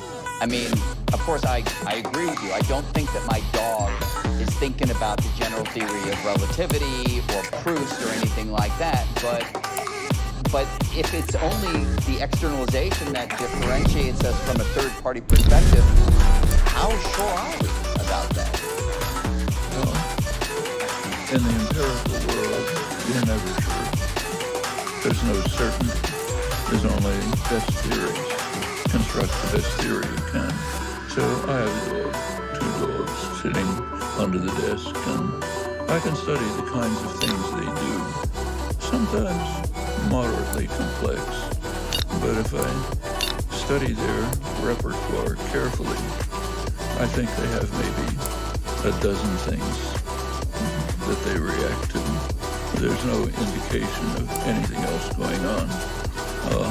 Maybe there's something going on and we have no indication of it, but you could say that about an atom. Sure. You know, maybe thinking. Maybe they have thoughts too. No, and there actually, of course, there's some philosophers who think that atoms do have thoughts. But what we do as scientists is just keep to the best, simplest theory we can find. People want to speculate about other things, okay, but we have no reason to believe it. But if language then is fundamentally a tool of thought, and that's the basis of our thought, did Wittgenstein have it right? Is the limit of our language the limit of our world? One issue is whether our mental capacities, crucially language and thought, but other mental capacities, whether they have limits. So is it the case, as many believe, including some great scientists and mathematicians like Hilbert, that everything is within our capacity? Every possible problem, we have a way to solve. The other possibility is we're organic creatures. Like other organic creatures, our capacities have scope and limits. And that means there might well be problems that we simply can't solve. And there might be problems we can't even formulate because we don't have the right cognitive apparatus. Well, those are 2 points of view. There's a separate issue, which actually Wittgenstein probably had in mind. It's sometimes called the superior wharf hypothesis, that the nature of our language determines the way that the particular language, say English, not Hopi, determines the way we perceive the world. That's a second separate hypothesis. The second one has been investigated empirically for about 70 years by now, and there's very little evidence. If you look closely, it turns out that there seems to be deep uniformity in the way people think, even if they talk about it differently. So on the second one, I think it's very dubious that there's any significant impact of the particular language. The first one is a much deeper problem, and it's very hard to answer. How can we, within our framework of thought, determine whether there are problems we can't even formulate? That's not simple. I just want to quickly turn for the last part of the conversation here to human creativity. A lot of people would look at that as the iconic quality of what our species is able to do, come up with novel solutions, innovate, ingenuity when facing challenges. To what extent do you consider language to be the basis of that creativity? Well, first of all, there's traditionally, hundreds of years ago, there's 2 different kinds of creativity distinguished. One of them is the normal creativity taking place at every moment of our lives. So just talking to each other. Every time we're talking to each other, talking to a friend at a bus stop, we're constructing new expressions, maybe never before appeared in the history of the language. The other person understands them. That's Galileo's problem. The constant creativity and innovation in normal human life exhibited in the construction of thoughts by language and the occasional interchange with them. That's one kind of creativity. Then there's the kind you're talking about now, what has maybe aesthetic value or new insights, radical new insights into the nature of the world. That second kind of creativity nobody knows anything about. The first kind we can get a partial grasp about. But notice we don't really have an explanation for how it is that you and I are doing what we're now doing. How can we constantly construct new thoughts, sometimes express them appropriate to situations, not caused by situations? That was the problem that led Descartes to postulate a second substance, res cogitans, which he connected to thinking, speech, but connected to thinking. Nobody understands that. And certainly the higher form of creativity we can gesture at, but there's no real understanding of it. But bear in mind that we don't even understand the most elementary elements of voluntary action. Like if I decide to lift my finger, why am I deciding? There's plenty of work in the neurosciences on the basis for voluntary action, but can't get this far. But then when you think of language as a tool of thought, are you thinking of it as the exclusive tool of thought or one of many tools that we use. I mean, when Beethoven was writing the Ninth Symphony, was language driving that? When Einstein was working out general relativity, is language driving that? Well, here there's a comment of Wittgenstein's, which is a posit, I think. He says that in his usual aphoristic style, he says, humans think, maybe dolls and spirits, meaning the word thinking, the way we use it, it's something humans do in language. Sometimes there's kind of open texture. We are sometimes willing to metaphorically extend what humans do, so maybe dolls and spirits. Actually, Turing had something to say about this too in his famous paper on which launched artificial intelligence, Can Machines Think? He opens the paper by saying, the question whether machines can think is too meaningless to deserve discussion because we have no concept of thought except for human language and its expression of thought. So if you ask when I'm planning to drive to work and I pick this path, not another path, there's something going on, but whether you want to call it thought is like asking whether submarines swim. You want to call that swimming, okay, but it's not a substantive question. So if I was to ask you whether artificial systems can or will ever think, would you give me Turing's response? I would give you Turing's response. If in fact, he went on to say, look, if we, by machine, of course, he meant program. If we can construct a program that would have many of the properties of what humans do, we might be willing to extend the metaphor and say, yes, they're thinking the way we are. But to ask the question whether the program thinks just doesn't mean anything. We don't have a concept of thinking that's independent of what humans do with the use of language. So there's a lot of philosophical controversy about it, but it's idle. It's like having a controversy about whether airplanes really fly. In some languages you say they fly, some languages you say they glide, and some doesn't. But there's no substantive question. It's a question about what metaphor we're willing to accept. And would you even apply that, and perhaps you would, if I was to ask, do you think it's possible for some artificial system that we create to have some kind of inner world, not even applying the word think per se, but just some kind of inner experience, inner world? Does that fall into the same category of questions that it's kind of meaningless to answer from your perspective? It's not meaningless, but it's based on discoveries which haven't been made. What is it that gives us experience? Nobody knows. At some level of complexity, the brain does have the capacity to give us an awareness of things around us, conscious awareness. Nobody has any idea what this is, even where it is. I mean, neuroscientists assume it's something about neural nets. People working in deep learning use that model, but it may be completely the wrong model.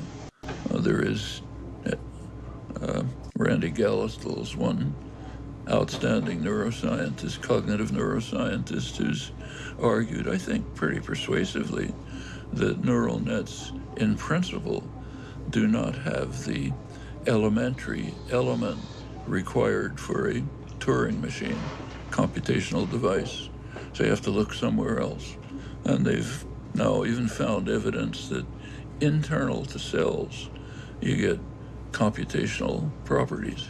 The cerebellum has huge cells, Purkinje cells, and there's some evidence that internal to those cells, you're finding computation going on, conditioning going on, and so on. And it could be, and of course there's massive computational capacity once you get into cellular structure. So maybe neuroscience is just looking in the wrong place, and we'll have to have some totally new direction here. But we're moving into areas where, you know, there's a lot of scattered evidence, but no deep understanding. So one final question as we reach the end here. You've had a long career with profound impact in so many areas. You're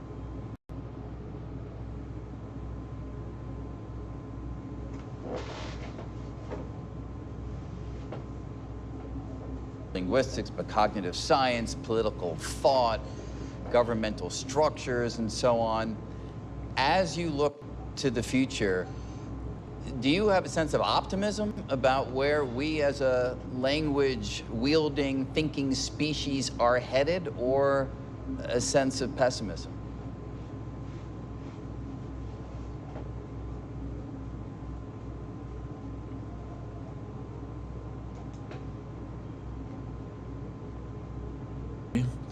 Thinking species may be the only one, but we're not thinking very well. Now let's face the situation that now exists. There is a major crisis coming. There's an environmental crisis which is marching forward. We know, we have a grasp about what can be done to arrest cataclysm, but we're not taking the steps. We know what they are, we're not taking the steps. In fact, that's even true on narrower questions. One of the things, if some extraterrestrial intelligence, if there is one, is watching us, would think we're insane. I mean, take something as simple as the COVID crisis. Every state, every country,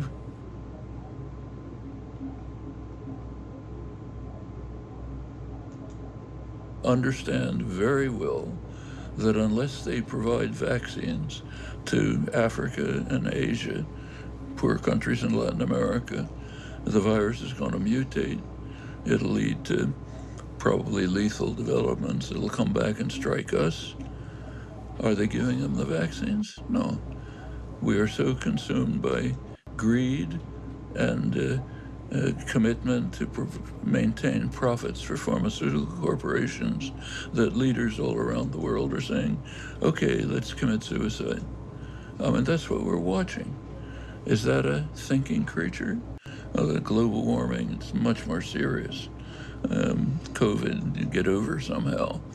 The melting of the Arctic, the polar ice caps, if it's there, it's done, you know. And we're watching it and not solving the problem, though we know how to solve it. So is that a thinking creature? If you extrapolate, future doesn't look too bright. So there may actually be no, at the moment, thinking creatures in the universe to some extent. But let's hope that future generations will look back and not draw that conclusion. It's been an honor to speak with you, Professor Chomsky. Thank you so much for joining us. Thank you. The origins and function of language are the subject of intense debate among linguists. But what can the brain itself tell us about what language is and where it comes from? Evelina Fedorenko is an associate professor in the Department of Brain and Cognitive Sciences and the McGovern Institute for Brain Research at MIT, where she runs a research lab devoted to studying the cognitive and neural mechanisms of language. She joins us from her home outside of Boston. Welcome, Ev.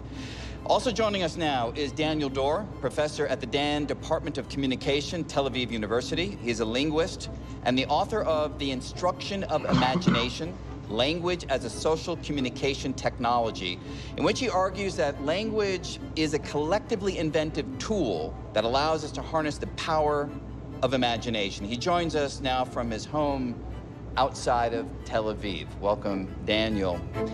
So, thank you for joining us. So, Chomsky has laid out his perspective, which you both are already intimately familiar with, that language is fundamentally a tool of thought, and only in a peripheral sense is it a mechanism, a means, a medium of communication. Now, as I understand it, both of you have a very different perspective on the fundamental role of language. Just to get us going, Daniel, what do you consider to be the fundamental purpose, the fundamental role of language?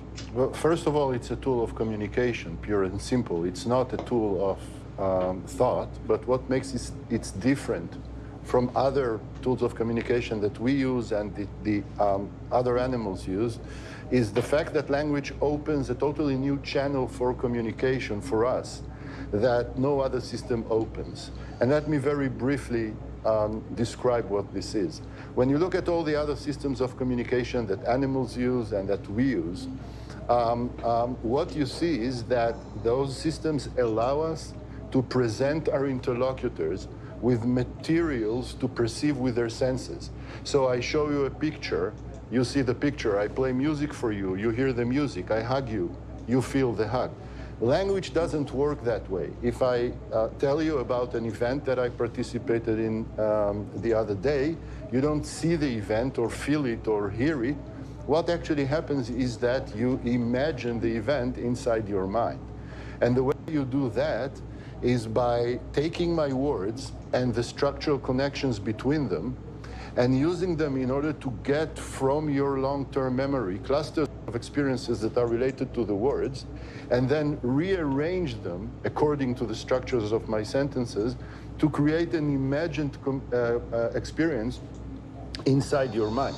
And what that has allowed humans to do for hundreds of thousands of years now is to communicate about stuff that you cannot show, stuff that you cannot present to the senses, and that includes stuff from the past, stuff from other places, talking about the future that doesn't yet exist at all, talking about stuff that just simply doesn't exist. And it also, very, very importantly, it allows us for the first time to communicate about mental dynamics, questions that we have, ideas that we have, arguments that we want to get into, and to create a sort of collective consciousness, a sort of larger brain made out of all our different brains that allow us to think in totally different ways. But the way language contributes to thinking is not by helping us individually to think in ways that are different. The way language helps us is by allowing us to do parallel computing, by allowing us to connect our brains on a network of thinking. And I think that every big thing that humanity has done, including all the bad things that are big, are the result of the fact that we no longer only think by ourselves. And that is the thing that language has helped us do. It has created an entire domain of collective imagination where we all live, which characterizes our lives much more deeply than this property or the other of our individual brains. So, Ev, do you have a similar view that unlike Chomsky's perspective, language is not a tool of thought primarily? And in particular, if you do hold that view, I'm wondering if you can address one of the arguments that Chomsky has put forward, which is every time it comes to a kind of competition between efficiency in computation and efficiency in communication, he argues that the computation seems to win out, which suggests that primarily that is where language has its fundamental home in the nature of thought. Yes, so I find the question of the relationship between language and thought obviously deep and important, and it's a question that drew me to science. But I am a very strong empiricist, and I like testable ideas. And to the extent that one wants to argue that language shares machinery or mediates something like complex thought and reasoning abilities, we should be able to evaluate it, and we should be able to see if that's on the right track. And so for the last decade or so, I've been trying to evaluate that idea, and it just seems like there is no support for it from all sorts of approaches. So in the human brain, the system that works right now in your brain as you're understanding what I'm saying, and in my brain as I'm generating this, is absolutely silent when we're thinking logically, when we're doing math, when we're doing kind of common sense reasoning about object properties, event properties in the world, and so on. When you say it's silent, just so I understand, you mean it's like not lighting up in some kind of fMRI? Yeah. Exactly. Whatever measures we have to measure brain activity, which is it's an indirect measure, but it has been linked to cell firing at some very basic level. And so the language system just doesn't do anything, whereas other parts of the brain are working really hard. So it's not like something in the brain is doing that work. Obviously, it's just not the same system that allows us to produce and understand utterances. Now, you can also take individuals with severe language damage. So these are individuals who have, grown up and their brains are well formed and working well, and then suddenly they have something like a major stroke to one of the big arteries that supports the parts of the brain that underlie language ability. And these people, so that's a syndrome known as global aphasia. So it's a very, very severe linguistic deficit. These individuals cannot produce language, they cannot understand language, and yet they can play chess and they can do Sudoku puzzles and they can think very, very complex thoughts about the world, suggesting that language is no longer, is not needed, at least once the brain is fully formed. And so empirically, it just doesn't seem like there's any evidence for this link between linguistic processing and thought. It could have been that way, it's just not. And in those examples, are you measuring the individual's lack of language capacity through the inability to speak, or are you also doing it through examining what's happening inside of the brain while they're, say, playing chess? Can you have someone playing chess in an fMRI machine?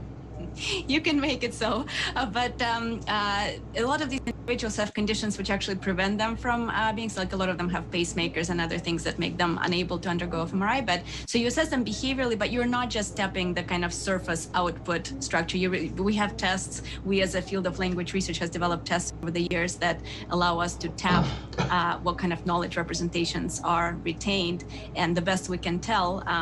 The language system is effectively gone. And if you just look at the extent of damage, it's basically the whole cortical chunk that supports language is gone in those people. It's not like a subtle little lesion there. It's massive, massive damage. And so... And you do not think in those cases that there's some kind of individual rewiring that allows the individual to undertake certain cognitive tasks that ordinarily might involve language, but in their case, the brain has found a way to avoid that damaged region? Well, combined with evidence, I don't think that's likely, because otherwise, in neurotypical individuals, in you and me, for example, the language brain region should be working hard when we're engaging in complex thought, right? So the fact that they don't seems unlikely. But even so, the argument would still stand that complex thought is possible without language, even if it's somehow moved around in the brain and is not quite the same as in neurotypicals. Yeah, absolutely. So Daniel, what about the argument that Chomsky gives in terms of the intrinsic structure of language somehow favoring the computational qualities as opposed to the communicative qualities when you look at the design features of language itself? Let me take a step back and say something about the structures of language from my point of view. I think that as long as you think like Professor Chomsky, you're thinking in this way or the other in terms of the computer metaphor. There's this computer on our shoulders, and this computer is a computational machine. It does all kinds of things, and the idea is language is a sort of software inside that computer. I think that everything we've learned in the last 50 years actually tells us that we should finally replace our metaphors and move from the computer metaphor to what we may think of as the internet metaphor.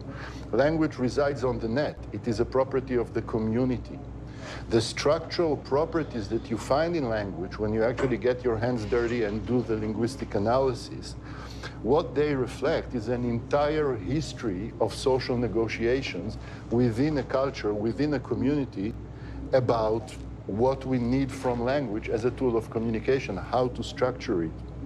And once you think about language as something that resides on the internet, like Facebook or TikTok, then you can see that we as individuals are end users. We are not, our brain is not the site of language. We are end users of language. And there's a lot of fascinating stuff that we already know, and a lot of stuff that we need to discover about what happens in our brains as end users But I think that the most important thing for me as a linguist is that once you look at the structures of language and you start thinking about them in terms of interaction, in terms of the relationships between speakers and listeners, in terms of the different interests of speakers and listeners, you can actually explain the structures much, much better, and you don't need to stipulate stuff of the stuff that we've heard, of the type that we've heard, that, for example, sentences that are ambiguous in language actually emerge inside the mind as a non-ambiguous sentence. I think this is something that just doesn't make any sense. If you think in terms of the relationships between speakers and listeners, you can see, for example, that speakers and listeners have different interests in the story. As far as you're concerned, you would best prefer to say a word or two and let me figure out everything else as a listener, do all the work by myself. That's what sometimes happens in intimate situations, right? A good friend asks you what happened in the meeting, and you say, oh, it was okay, because you understand that the other person can put in all the other information. For me as a listener, when I listen to you, my preference is for you to put everything correctly and right and with all the details, so I don't have to work hard to guess what you meant. And between those different interests, we come up with a certain compromise, not just you and me, the whole history of the community with the language, a certain compromise that actually determines the logic of the structures. And we, as individuals who are end users, do not have to represent all this logic in our minds. We just have to be able to use language the way we use Facebook, which means that just like you cannot understand Facebook on the basis of what's happening in your own computer, you have to look at the network. The same thing is also true for language. So if language is, as you say, fundamentally a tool of communication, then Ev, for instance, would you argue that it has a relationship to other tools of communication that we do see in the animal kingdom? From, look, I can't talk without my hands flying into motion, right? And there are various other facial expressions and things that we do. Is language a kind of natural next step in that progression of communication strategies? I think so. I mean, I think we have lots of prior reasons to think that there is biological continuity in general. But in terms of what we know from studying modern day humans, there does seem to be a deeper link between the systems that support social perception and cognition and language compared to the systems that support kind of abstract, complex reasoning and language. And the evidence comes in a few different forms from the fact that the general topography, so how the landscape of activation in our brains elicited by linguistic processing versus social processing are similar or parallel. They are distinct. So as I mentioned, the language system is actually quite specialized for processing language. So it's not active when we engage in complex thought or when we think about others' mental states or imagine their faces or gestures and so on. But the regions that support those other social functions are right next door to the regions that support language processing. And that gives rise to this interesting possibility that evolutionarily, maybe there were kind of broader regions attuned to social stimuli, because we are a social species very deeply in very fundamental ways that this last year has made perhaps abundantly clear. It's made it more clear to me than I would have thought before. Yes, same. And eventually, as we got more and more complex and the relevant parts of the brain expanded, because this is the kind of what's known as the association cortex. So it's cortex that's not primarily involved in perception or motor control. So it's basically the cortex that does all the interesting cognitively complex stuff. As it expanded and became more complex in humans, we now have this fractionation into some parts that say perceive faces, some parts that perceive gestures, right, or body language, and some parts that actually store mappings between some symbolic representations like words and meanings in the world, right? Because that's effectively what language is. It's a system that allows us to map some aspect of the world, some object, some type of event onto a string of sounds or a string of signs if we're talking about sign language. But I think there is a lot of suggestive evidence that language and social cognition are very deeply linked. So Daniel, can you give us a brief history, if you will, of the steps by which you imagine language was brought into the world through whatever pre-linguistic modes of communication our forebears may have been struggling with, and then language resolved this design issue of how to bring the level of communication to a higher place? I think that you got a tale there of three parts. The first part basically starts in the Cambrian explosion 500 million years ago, when brains actually began to evolve.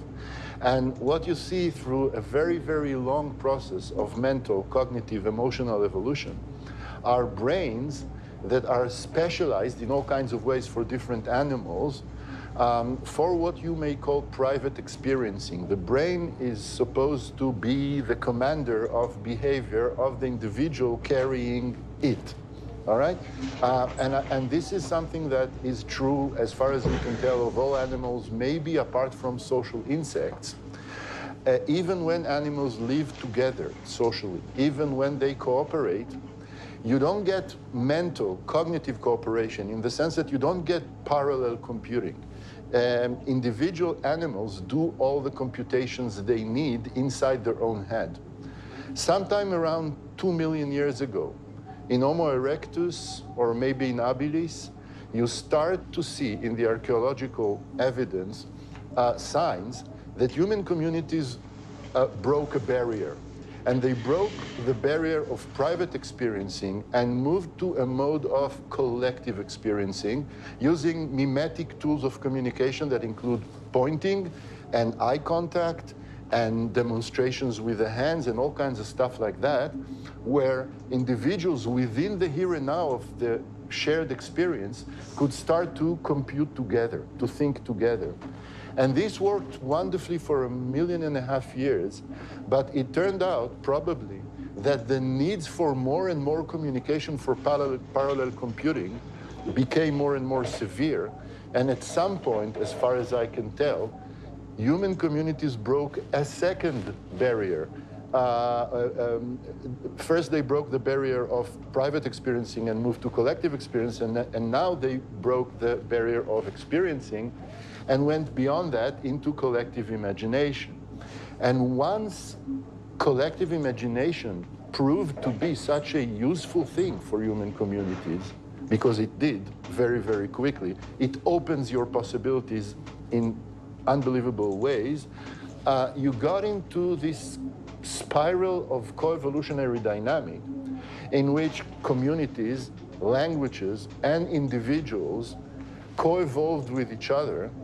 And within this process, individual brains came to be selected for their ability to participate in the social linguistic game, so that eventually we're today in a situation where you have communities very dependent on language, you have full-fledged languages, and you have language-ready brains. Language-ready brains in the sense that the brain, the whole thing, is capable of recruiting enough brain energy in order to meet the challenge of language acquisition without there being any universal grammar or set of formal rules that are somehow given to us in our genes, because evolutionarily speaking, this idea doesn't make sense. Then, Ev, would you then come to the conclusion that if we at some point make contact with extraterrestrial life, that we shouldn't be surprised that they have some form of communication? Because presumably, in order for them to make some sort of contact with us in some form, they had to work as a group, and therefore would have the very same social pressures that Daniel was just talking about, and then that would naturally yield to communication of the sort that vaguely we're familiar with, as opposed to, say, Chomsky's perspective, where there's a good chance, perhaps, that we're the sole thinking linguistic species in the universe. Yeah, yeah, I think that's unlikely. I mean, I have no stake in this. I can't assess the likelihood. I mean, I can guess based on the numbers of planets that are out there. But yeah, I think if there is a species, some kind of biological species that have enough of a social bias to interact with each other and a sophisticated enough internal world, then of course they're going to find a way to share information, because you are empowered when you can do things together, right? You can protect your group better jointly, you can share knowledge with offspring. I mean, you can do all sorts of things that you couldn't do. And of course you can, invent calculus and figure out how to fly to other planets and things like that. So language is certainly empowering, but I think thought development fundamentally precedes language. So Daniel, Ev made an interesting remark there in terms of, say, inventing calculus. That makes my ears perk up because I'm one who uses calculus in my day-to-day life. Is calculus, and just view calculus, of course, as a representative of what the human mind, human creativity is able to accomplish. Is that an example of instructing the imagination going overboard? How we sort of just swung past the utility of imagination instruction into a place which is fascinating, but is really just an overswinging of that capacity? I don't think it's an overswinging of the capacity, but I think that something slightly different is happening there. One of the most important things for me is that once you look at language at the right ontological level as a system of communication, you start looking and you start seeing the fact that just like any other tool, it fails on us from time to time. It has weaknesses. It doesn't always work very well. And the foundational reason why it sometimes fails us is the following. You have your own experiential world that you live in, and I have my own. And they're not the same. We're not the same person. And when we use the same language, for example, English, we get this sense, which is sometimes illusory, that your words mean the same thing that they mean to me. And because of that, very often you'll say something, I'll think I understood you, but it will turn out that I didn't, and we'll get all kinds of misunderstandings. So I think that once language is there, you start a process which is again collective, innovative, of trying to brush the thing to get it to be more and more precise. It's one of the huge forces that plays there. And I think that all the stuff that you guys, physicists and mathematicians, work with are tools that you guys, the tradition, managed to make so precise, managed to make so unambiguous, that you eventually were able to discover all kinds of fascinating things about the world as a result of that process of honing the meanings. So I don't think it's a different story. I think it's one of the different dynamics that emerged from the fact that we started to communicate. And in day-to-day communication, people who are doing work in conversational analysis, for example, Nick Enfield is a very important person there. They can show you in a regular conversation that sometimes we spend more than 50% of our time of conversation repairing misunderstandings. Exactly because language is not that ideally designed tool that Chomsky is talking about. It is something that our ancestors invented hundreds of thousands of years ago when they still used stone tools. And it is a very tentative system. It's ingenious, but it's also tentative. So mathematics is one of those places where the entire developmental process that we humans went through got us to a place where, yes, our words, 1, 2, 3, plus, minus, have come to be so precise that now you can use them as wonderful tools for the understanding of the world. So just to be clear, you are saying, and I agree with this perspective, you are saying that math is a language. I am saying that math is a language in the sense that in the way you guys use it. the people who use language to work with. I think that one of the failures of educational systems is that children are taught mathematics in a way that doesn't go all the way to turning it into a system of communication for these kids, right? But yes.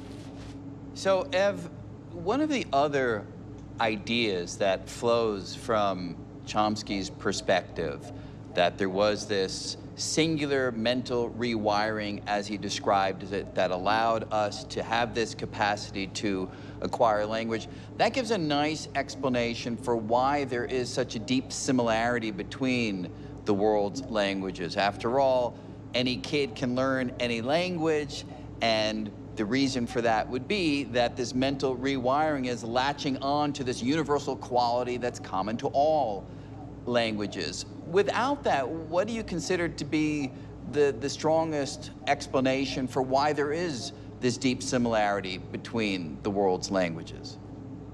Well, first of all, I think the similarity should not be overestimated. And a lot of work in the Chomskyan tradition has been done on English, and all the examples they'll tell you come from English. So there's actually drastic difference in how the world sound systems, lexicons, structures are.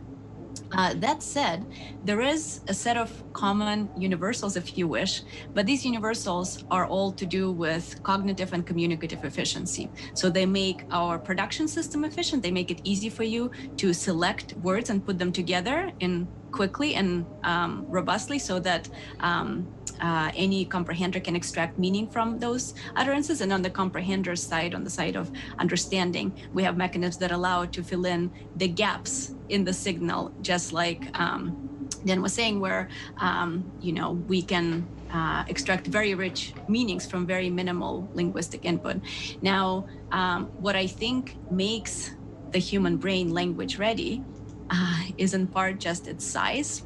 I think that's something that's been very undervalued in language research, where somehow the idea of some new brain region emerging that can support some fundamentally new computation has found a lot of appeal. But from everything we know about biology and neuroscience, it just doesn't look like this, and the evidence that has now found all sorts of homologies between human brains and brains of other primates.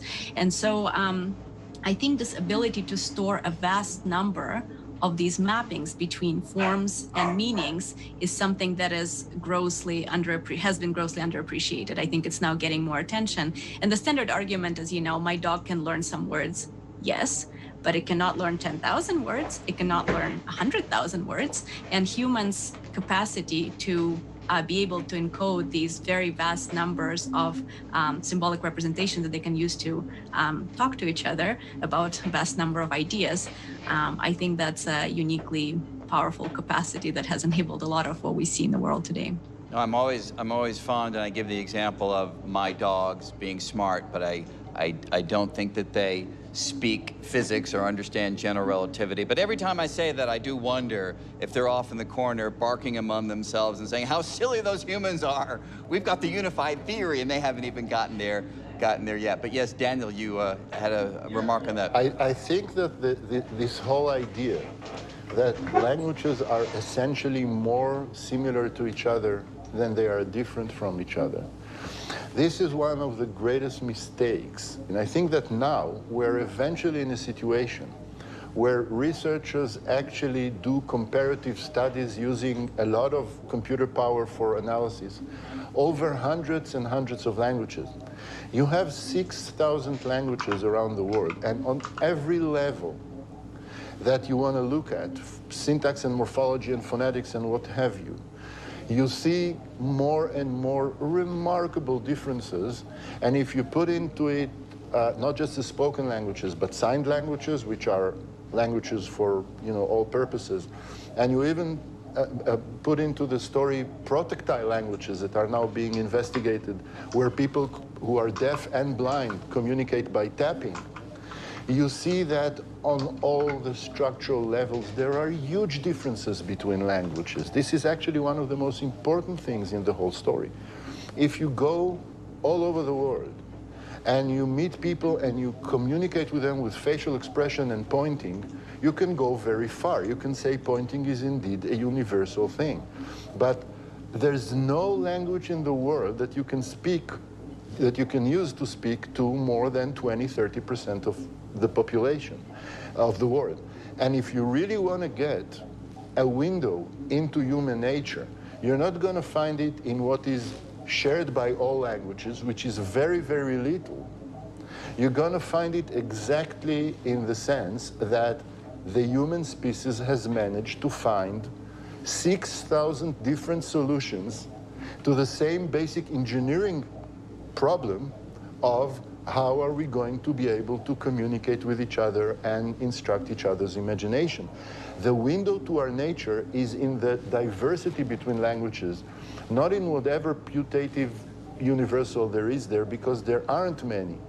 I mean, does it disturb you then that the world is losing so many languages at such a rapid rate? Definitely. I think this is one of the most worrying things that we have to think about. According to some estimates, of the 6,000 languages that we have today around the world, approximately 90% will be lost by the end of this century. And I think it's a huge worry. And of course, there's a lot of sociological, political reasons for that. And very often you see this beautiful, beautiful language with such strange engineering solutions that you never even thought about, a product of ingenuity, that right now you have, 10 speakers, 20 speakers, 100 speakers. And we're definitely losing, together with those languages that are dying, we're losing traditions of thought about the world that are very, very important, beautiful, inspiring, and so on and so forth. So yes, it's a very, very good, very serious reason for worry. Yep. Ev, why don't you take the last word as we wind it up here? Sure. I mean, I just wanted to disagree a little bit in saying that I don't think it's uninteresting to try to understand which properties of languages are similar, because there are certainly parallels in how humans have solved these problems of communicating infinite, well, don't have to go to infinity, a large number of meanings, okay? But I think what these universals, to the extent that they have been discovered, have told us is that all of these constraints are basic cognitive constraints. There are constraints from memory limitations, from how our attention works, from how far we can predict into the future, for how we hold on to information and package it and abstract away from the input to more generalized things. And I think that tells you, again, that it's not very likely that language kind of emerged as this little snowflake in our brains and suddenly everything was different. It was built on the very basic fundamental components of neural computation that characterize many, many species that are, lower on the evolutionary tree.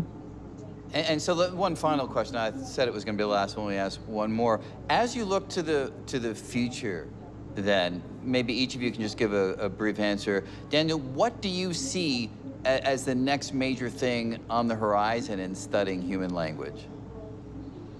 I think that once we manage to go through the conviction that language is this way or the other not a tool of communication, and we manage to settle on what we find empirically as part of our scientific work, and we manage to start looking at the way communities have built languages, and we start looking at the histories and the way they interact with cognitive capacities, we get to know more and more about the differences and similarities between languages, and we get to understand more and more of the evolutionary dynamics that have characterized this, because we haven't talked about evolutionary developmental psychology, for example, the whole biology, evo-devo, evolutionary developmental biology. We understand the coevolutionary dynamics now in a much, much better way. And I think that once we really understand the diversity of languages and we really understand the dynamics of the brain, together, I think we'll have a sort of first step towards a unified theory of language, that is realistic. And I think that's the goal. Ev, how about you, looking to the future? Yeah, so to circle back a little bit to deep learning and artificial neural networks, I've been incredibly excited by the developments in computation, artificial intelligence. I think the models that exist these days that are language models are exquisitely good at language. They're often criticized, but what they're criticized for is their inability to think. Now they're not trained to think, they're trained to predict the next word in a sequence. And now that we've shown in our work and some related work that the system that supports language comprehension and production is actually quite separate from the system that supports thinking, abstract kind of hierarchical relationships among all sorts of elements, be it in math or in common sense reasoning. We can utilize these language models along with trying to build models of thought, which quite a few people are trying to do. And then if we, understand how those fit together, then we have a more complete computationally explicit model of how the human brain may be solving these problems. And then we can probe these systems to really understand what are the representations that we store, what are the algorithms that apply when we generate a sequence or we generate a thought, right? And that can have all sorts of profound clinical implications, educational implications, because if we can build a system and make it do something that humans do, well, I think that's quite powerful. And now some people have argued, following Daniel's comments, that maybe you want to build systems that from early on are built to interact with each other, because that may provide some features that just wouldn't emerge ordinarily from if you just construe it as a kind of singular organism. And I think that's also a very exciting direction. Yeah, it absolutely is wonderfully exciting. So Daniel Dor, Evelina Fedorenko, thank you both so much for joining us. A fascinating conversation. That was great. Thank you very much. Steven Pinker is the Johnstone Professor of Psychology at Harvard University. He conducts research on language, cognition, and social relations, and is the author of 12 wonderful books, including The Language Instinct, The Stuff of Thought, and The Better Angels of Our Nature. Books from which I and many others, of course, have been deeply influenced. He joins us now from his home in Boston. Welcome, Steve. How are you doing? Fine, thanks. How are you, Brian? Good. Great to see you. So we've had some discussion earlier in the program about the origins of language and the purpose and the role of language.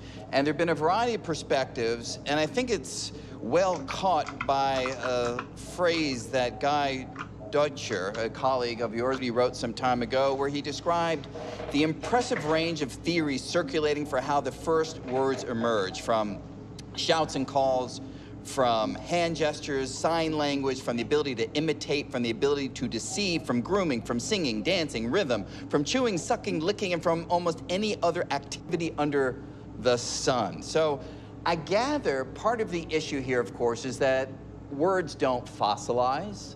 They don't leave an imprint in the physical world that we can examine the way we can other structures in the evolutionary record. So from your view, where does that ultimately leave us? Will we ever have an answer to the question of the origin of language?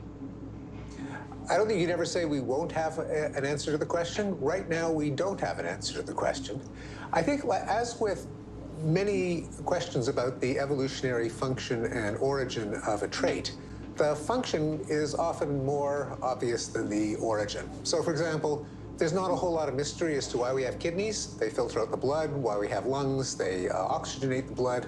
Where the kidney came from or where the lung came from, was it a swim bladder or was it something else? It's not exactly the same question. The two questions are related, but even if you don't know where the kidney originated, that is, what was the precursor structure, you really do know that it filters the blood. Likewise with language, I think it's pretty clear that it's there to exchange ideas and to negotiate social coordination. What the first word was is a much harder question to answer. And so, but right there's a bit of a controversy, I guess, because Noam Chomsky famously says that language is really a tool of thought and quite peripheral. It's a tool of communication. What's your stance on that? I think it's a radical, an extreme, and a rather implausible position. For one thing, if language was primarily a medium of thought, Why do we have words that can be pronounced out loud? Why is it the entire component of language called phonology? Namely, the mapping from symbols to motor commands in speech or sign, and in the other direction, the acoustic phonology, the ability to parse sound waves, or in the case of sign language, manual and facial gestures back into the words.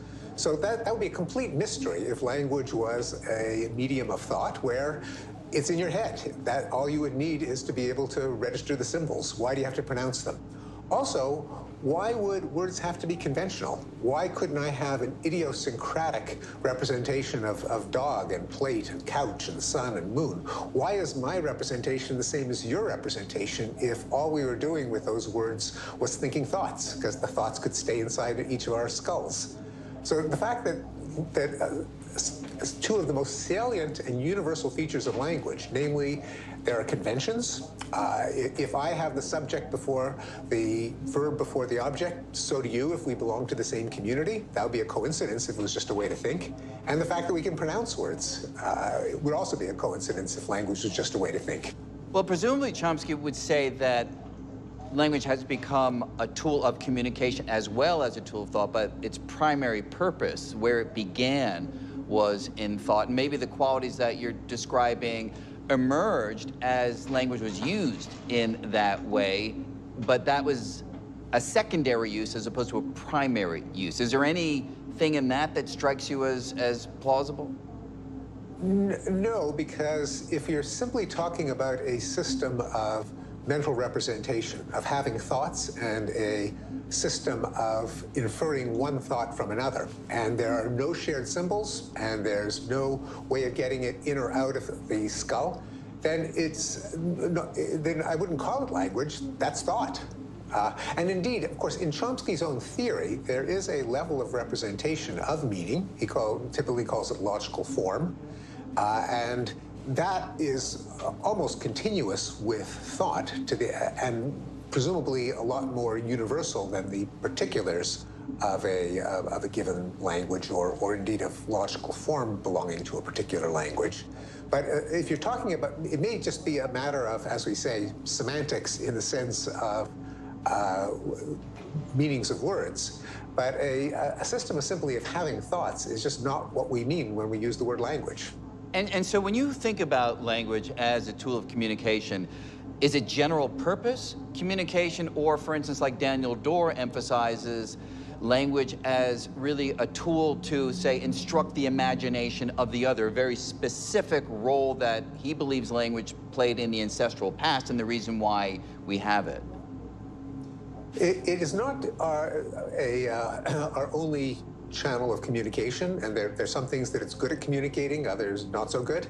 One of the reasons we have facial expressions is that there are emotional colorations that are difficult to put into words. One of the reasons that we have gesture and pantomime is that there are spatial configurations, motion configurations that are very hard to convey in words, precisely because language is digital. We've got words, we don't stretch out words more for bigger things and shrink them for smaller things. They're just, you pick one word or you pick another word, and we order them from early to late in the sentence. That's excellent for conveying who did what to whom, what, where, and why.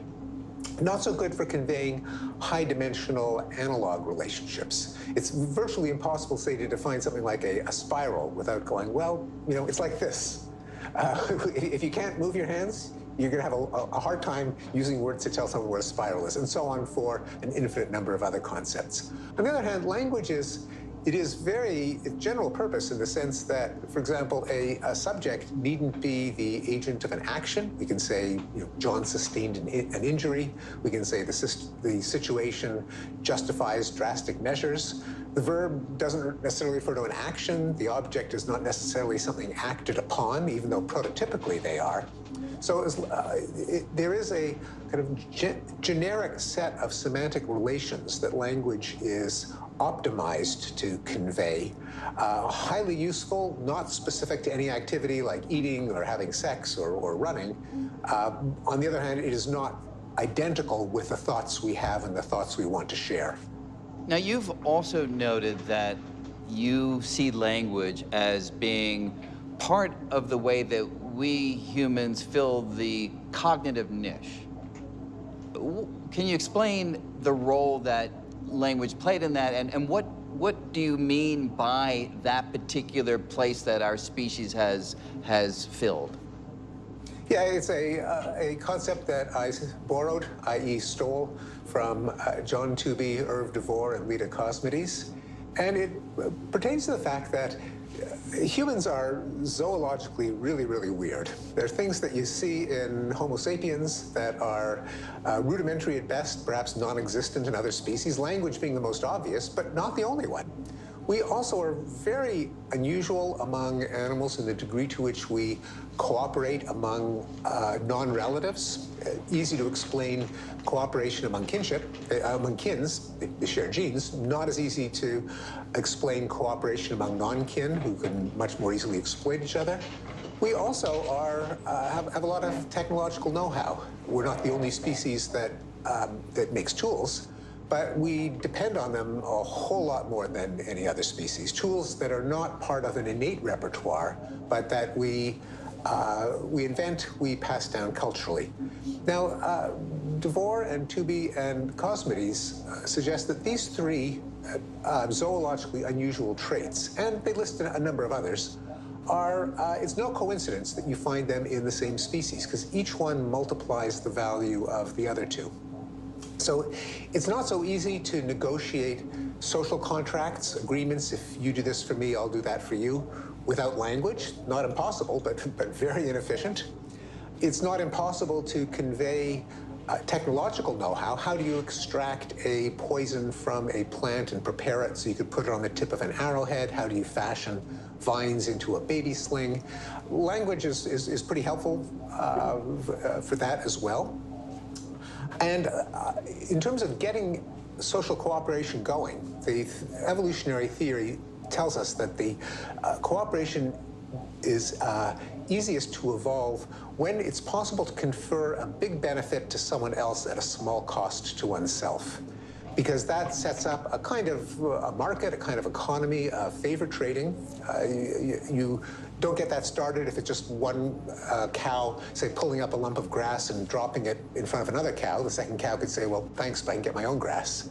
But when it comes to know-how, just in a few seconds of breath, it costs me virtually nothing, and I can give you an invaluable skill. And so the language ideas can be duplicated at trivial cost. We're seeing that, of course, in the digital revolution, where you can make perfect copies of things at minimal cost. It goes way back. And the ability to share ideas means there is much more reason for people to be, as we say, on speaking terms. Namely, you hang out with other people if you have language and if they have something to say to you. That is, language evolved because we have something to say and we're on speaking terms, and vice versa. We're on speaking terms because we have language and we have something to say because we have language. Language also allows you in the technical sphere to pool innovations. So not everyone has to invent the wheel. People can improve on others' inventions. You can pass it down to your kids. You can share it with others. And so they probably co-evolve. We have reason to believe that some degree of cooperation and know-how probably got the cycle going simply because we see them in chimpanzees, our closest relatives, and we don't see language in them.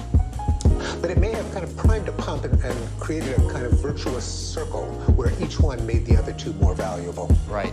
Now, among the other things that certainly seem quite special to the species, we can investigate the universe, we can write down laws of physics, we can write novels. I mean, there are all sorts of qualities of the world that you can trace back in one way or another to the emergence of language. So a natural next question is, how do we leverage language into these abstract realms of thought? And that naturally takes us to the subject of metaphor. And I'd like to turn to that now.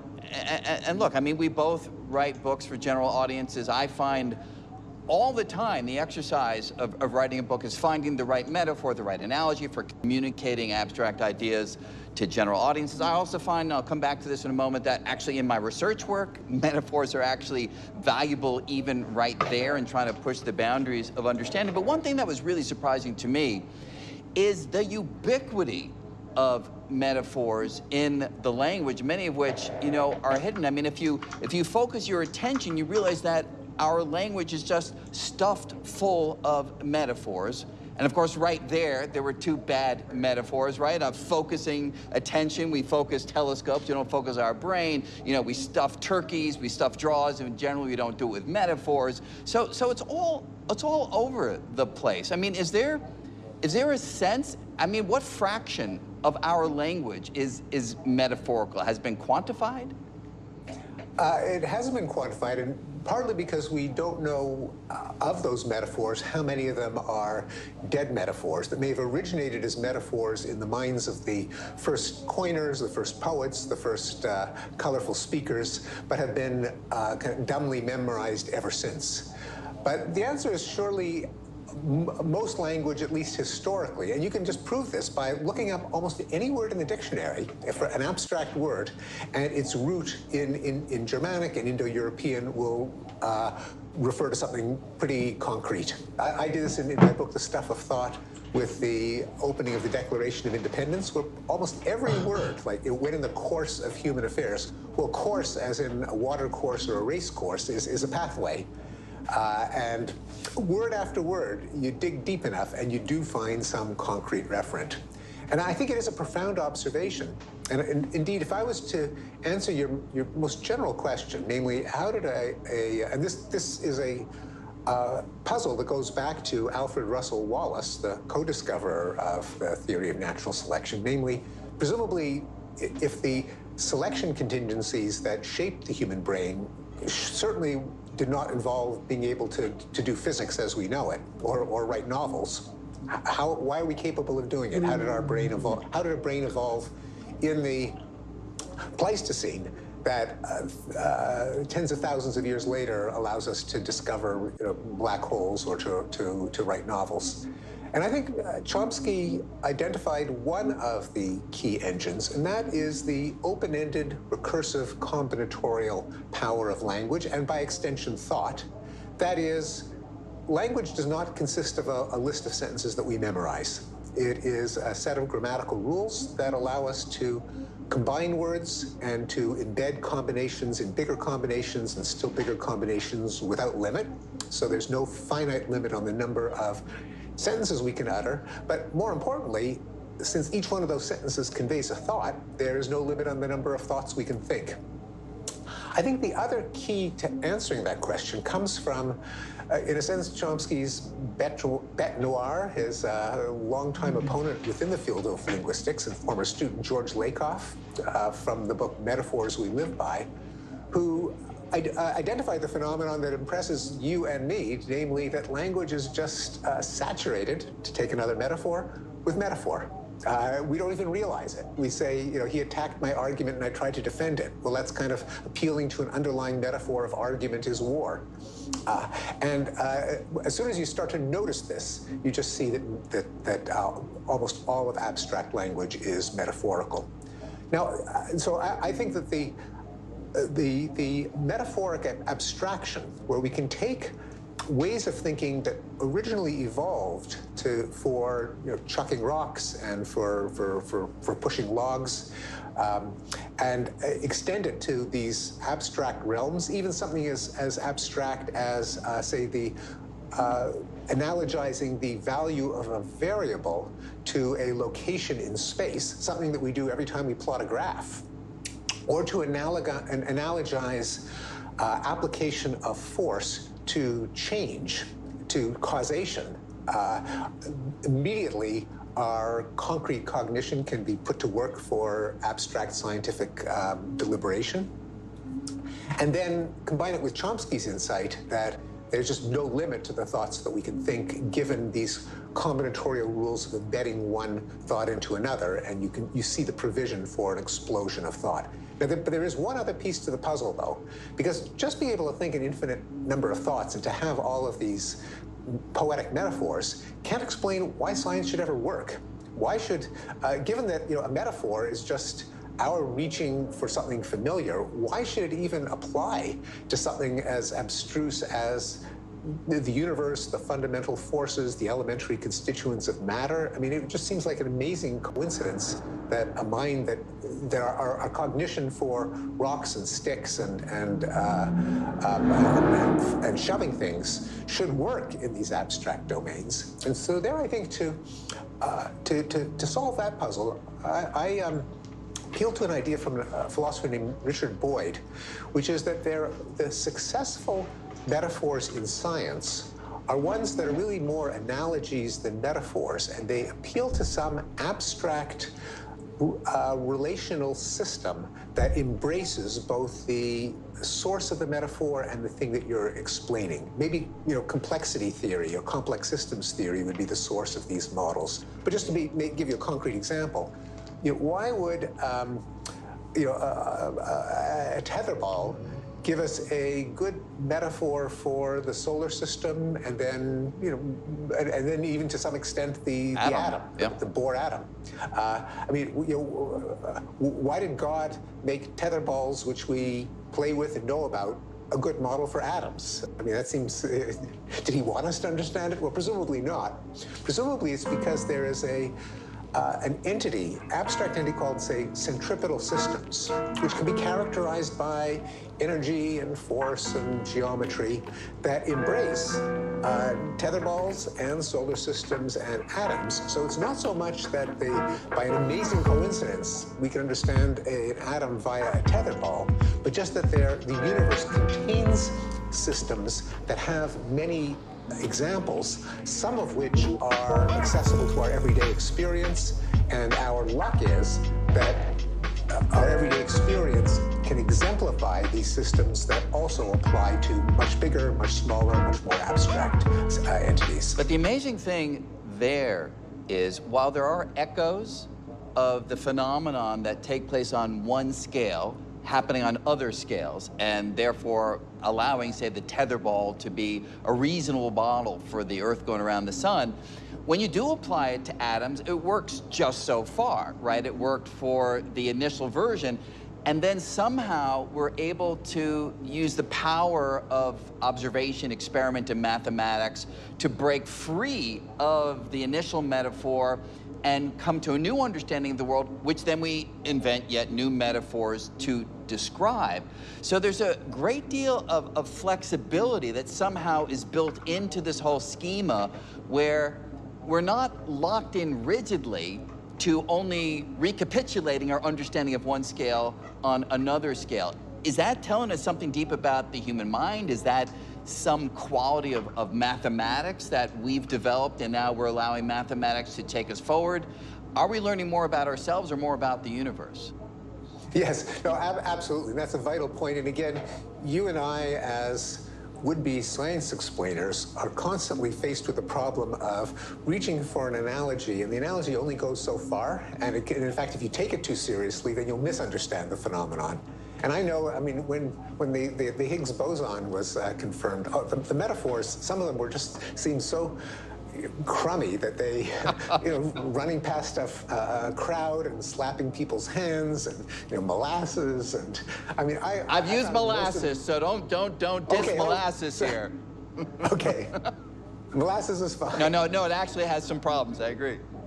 No, but you're absolutely right that in addition to metaphorical or analogical thinking, the mind has to be nimble enough to compartmentalize the analogy and to pick out what aspects ought to be taken seriously and which ones ought to be ignored. And that requires a pretty sophisticated kind of representational, computational system, a kind of a logical form with variables that can be bound but also unbound. I mean, it speaks, I think, to the sophistication of thought that we can both enjoy and appreciate an analogy, but also know how, or ideally, know what aspects to attend to and which ones to ignore. Absolutely vital. So we spoke a little bit before about the origin of language generally. Where did the first metaphors come from? I mean, is that a separate question? I mean, presumably language began in a very, to use a metaphor, concrete way. We were actually speaking about specific things in the physical world around us. At what point did a metaphorical version of the language start to inject itself, to use another metaphor, and thereby give us this distinct way of describing things in the world? Well, that step may not have been that hard. If we mentally represent things not as an unanalyzed glob, a gestalt, but if we represent it in terms of its constituents, its components, its shape, its weight, its motion, then two things that actually share components will automatically call one another to mind. Might literally be represented in overlapping neural real estate. That is, if we think of And you mean literally here. Literally, yes. Exactly. Literally. I mean, it could be that, in fact, there is the challenge of how you don't confuse them. But if, for example, you see a tetherball, and it isn't just the tetherball scene, but you represent it as, oh, there's an object, and the object spins, and the trajectory is a circle, and there's something pulling it. And then if you see, say, an animation of an atom, and the way that it's represented in the mind, again, is not just atom, full stop, but, oh, it's got an object a big object in the center and a little one in the periphery and an invisible line of force connecting it, and it goes around in a circle. Then you got circle and line and line and object and object. It might be quite natural for one of them to trigger the other. It may be even automatic if, say, your representation of object is just, say, in an extreme case, let's say it's just in one place in the brain. And then you think atom, you think ball, and parts of those thoughts might literally overlap. So that part might be easier. In fact, probably the computational challenge in terms of neural computation is how do you not confuse them? Right. Now you mentioned, and we've been playing around with it, that metaphors do die at some point, in the sense that we no longer sort of hear them as metaphors, we just hear them as words describing things in the world. And of course, one way to establish that is just to look at the number of times people mix metaphors in ways that just don't make any sense. And I was just looking at a few examples that I had written down.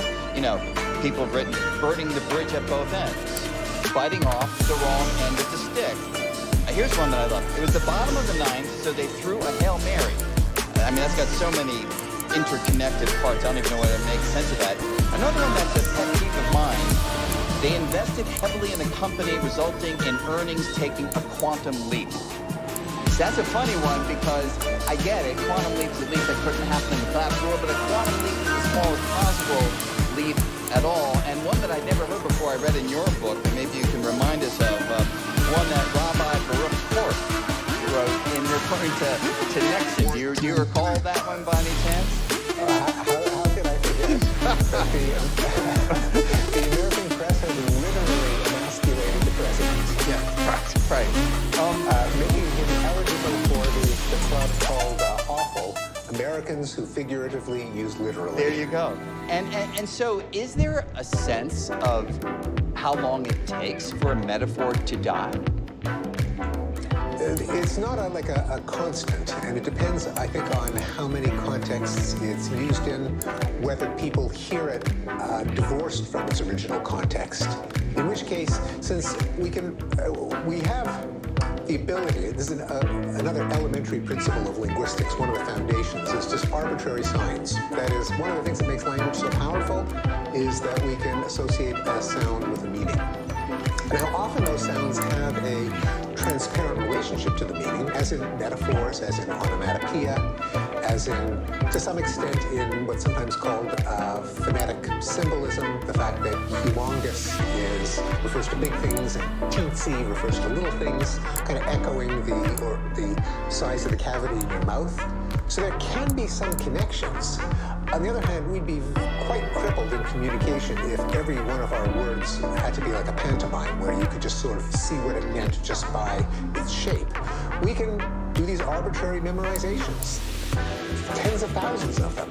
And so what originated as a transparent metaphor, if people just don't see the connection, they just memorize it the same way you memorize that the word for dog in English is dog. I mean, the word dog doesn't look like a dog or bark like a dog.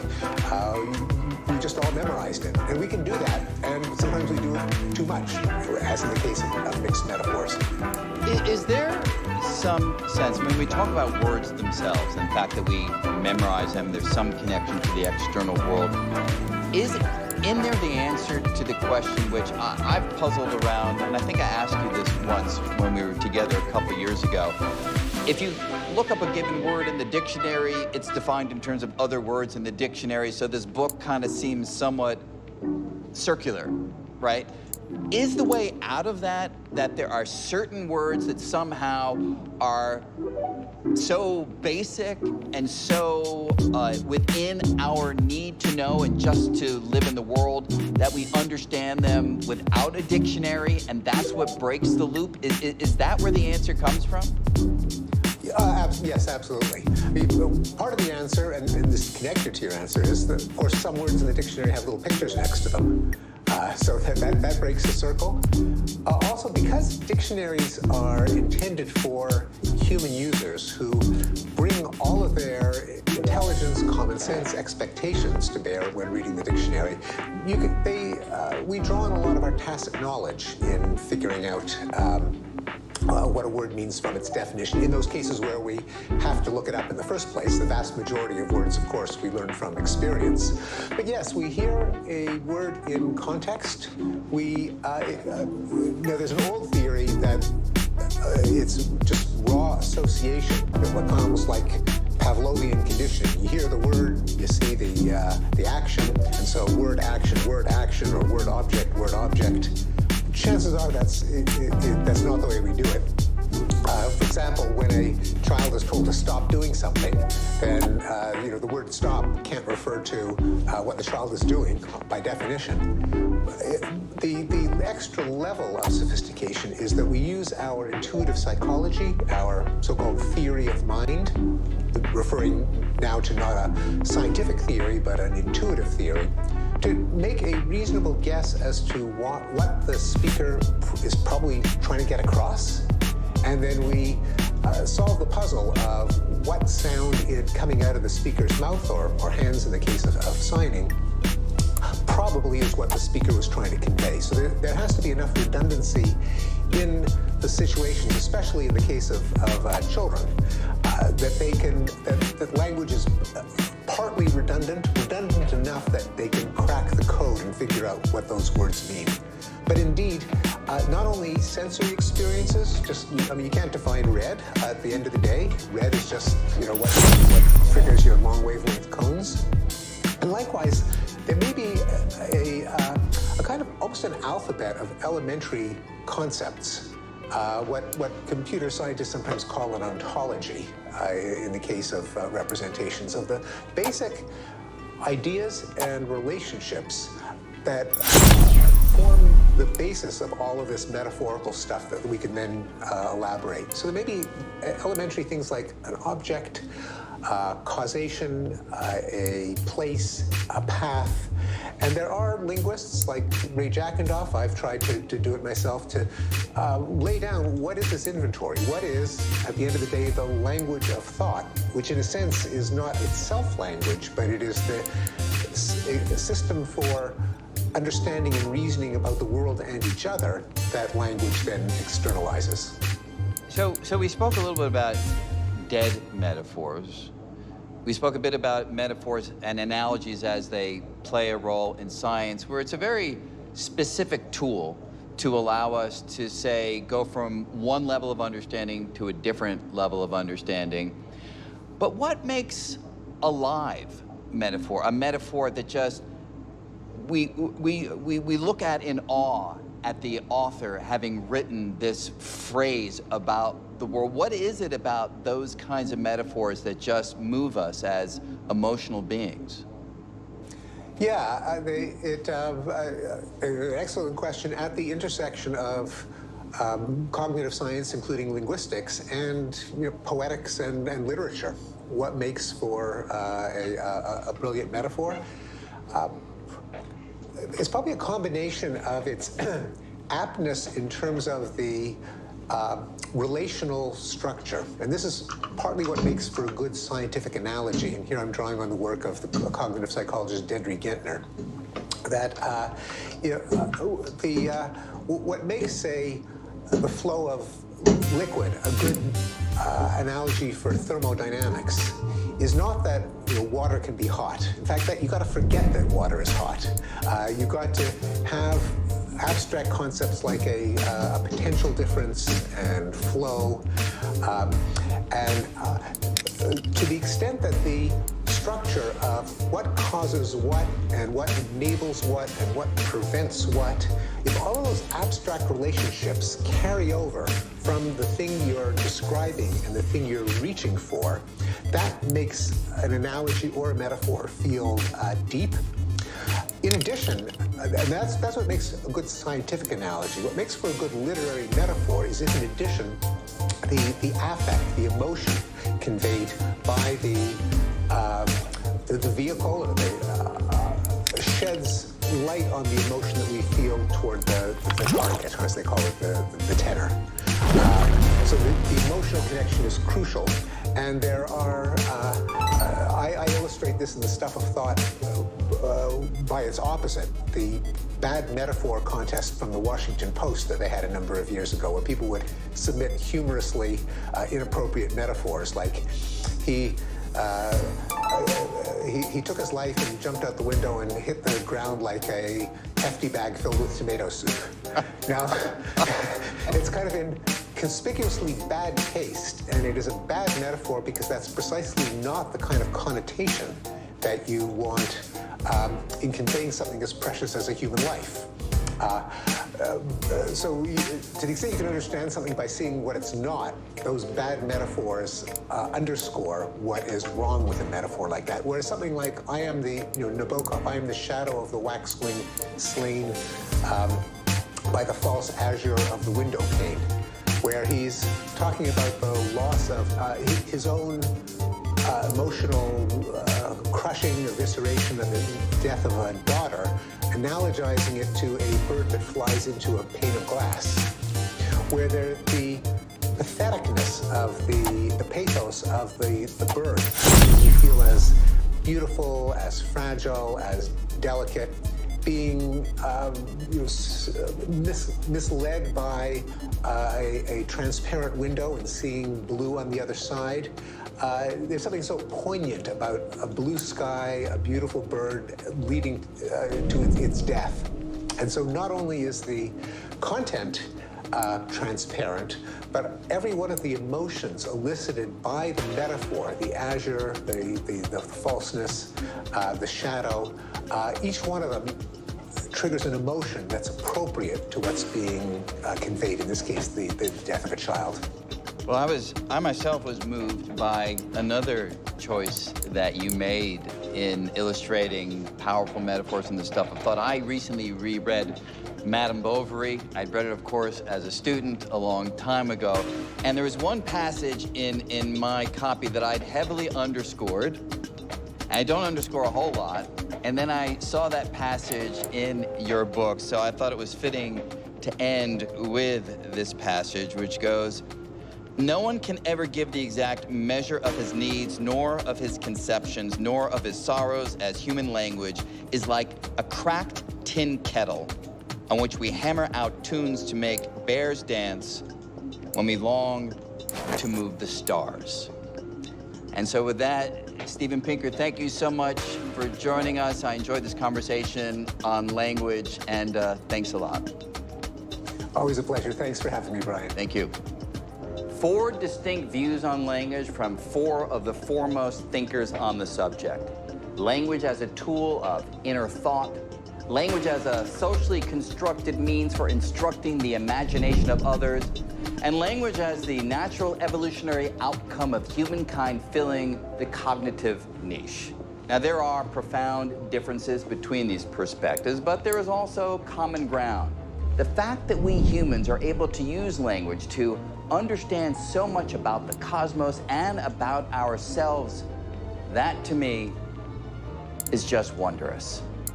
I'm Brian Green. Thank you for joining us, and join us again for future episodes in this World Science Festival series focusing on the big ideas of science.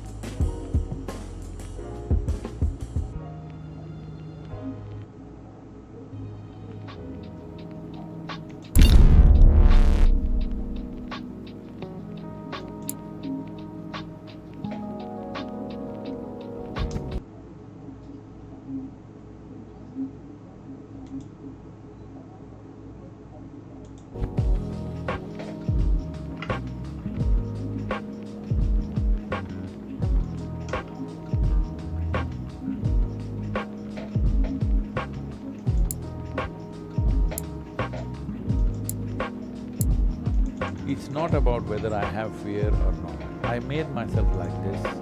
Only what I want happens within me. What I want may not always happen around me, but within me, only what I want happens. I think you gotta have a dream. The School of Greatness. Really? Yeah. Please welcome Lewis House. Coming from the Midwest in Ohio, I grew up hearing the word karma, saying that if you do something bad, then bad things are coming for you. And you talk about in the book that it not necessarily that case. Can you define karma for the uneducated person like myself on what karma truly is? I thought that was my title. You're stealing that from me. Uneducated guru is what people say, and now you're saying you're uneducated human interviewer. Anyway, about if you do bad things will come for you. This has been the way of the world. You don't need the word karma for that, because people have been trying to control people, either with fear or guilt. This has been the basis of a whole lot of things happening in the world. If you do this, you will go to hell, if you do that, you will go to heaven, otherwise here itself it will happen to you, whatever. Or there is somebody up there with a stick waiting and they will whack you. all these kind of things. Essentially, you're trying to manage humanity, control humanity with fear or guilt. Yeah. Fear and guilt, I see particularly in the Western world, is like enormous. It is in the psyche of people in such a big way. Well, karma is not about fear, karma is not about guilt, karma is about liberation. It is about freedom. Because you're a composite, as you sit here, you're a composite of various memories within you. Yes. It goes back, it goes way back, but let's start with amoeba in recent times. Okay. From amoeba to now, the whole evolutionary process in some way is recorded in this body. Otherwise, this body would be confused every other day whether this is human or not. This is 100% clear that this is human, this is evolutionary memory, always there. There is genetic memory, there is karmic memory, there is articulate, inarticulate, unconscious, subconscious and conscious memories. Right now when we say memory, people think only of their conscious memory, which is less than 1% of their actual memory. So the things they actually remember in their mind, the conscious memory. Yes, that is less than 1% of the actual memory. See, for example, I can give you 1,000 examples like this which are manifesting in everybody's life. The simple thing is this, let's say 500 years ago, how your great-great-great-grandfather was, you don't remember for sure. No. But his nose is sitting on your face probably. Right. My ears are his ears, yeah. Yeah, many things. Yeah. Even the color of the skin and the texture of the skin, everything. So the minutest details of what happened to your forefathers a million years ago still living with you right now. Wow. It is living with you right now. Now all these memories, a composite or an amalgamation of all these complex memories is what you call as myself. What you call as myself, consciously, may be just a small part of that. But that small part is happening because of this massive memory that is there. In like in India, we have in the yogic culture, we have this word called vasana. Vasana. Vasana. Vasana literally means smell. Yes. So we say your personality is just your smell. See, right now you walk there, there is jasmine. You recognize the jasmine by its fragrance. You recognize filth by its stink. So we recognize your personality by your vasana. What kind of vasana or what kind of smell is coming out of you right now depends on what kind of stuff have you gathered. So now karma means to understand that there is all kinds of things. Because when it comes to memory, you have no choice what to keep and what not to keep. You can't erase memory. You cannot. If no matter how hard you try. Try and see. What you try to forget will be foremost in your mind. Amplified, yeah. Whatever you think you should not remember. So always people tell me, Sadhguru, my memory is bad. I say, just try to forget it. You'll see, you will remember it always. Right. It's simple. So because this is the nature of the mind, you cannot… there is no subtraction and division in your mind. There is only addition and multiplication. Whatever you try to do, it'll be one. If you try hard, it'll multiply. This is the nature of your mind. So, what is there in your memory is not your choice. Whatever you see, it's all recorded. Whatever you hear, everything recorded. Whatever you smell, taste, touch, every perception that you have is recorded within you. You have no choice what to record. Here there is a flower which is beautiful, let me just record that. There is filth, I don't want to record that, there's no such thing. Everything gets recorded. So if all this is there, how do I live clean? How do I live happy? How do you eliminate the waste, the trash? You don't have to eliminate the waste. Waste is very valuable. If you know, right now in this garden, they buy waste at a very, a very exorbitant price because their waste goes into the public system. They have to buy waste from somewhere, they have to buy filth. To fertilize. Yes. Yeah. So whether you turn your filth into a fertilizer or you smear it on your face and walk around, that's your choice. This is why karma.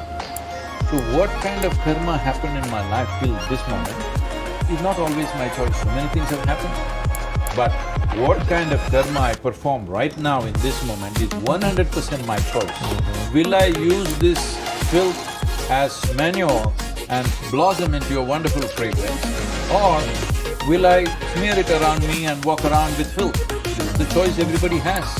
When unpleasant things happen to us, which happens to everybody in some way if you're living in the world, I'm saying, unless you dropped from somewhere else. Right. If you're living in this world, so many unpleasant things happen.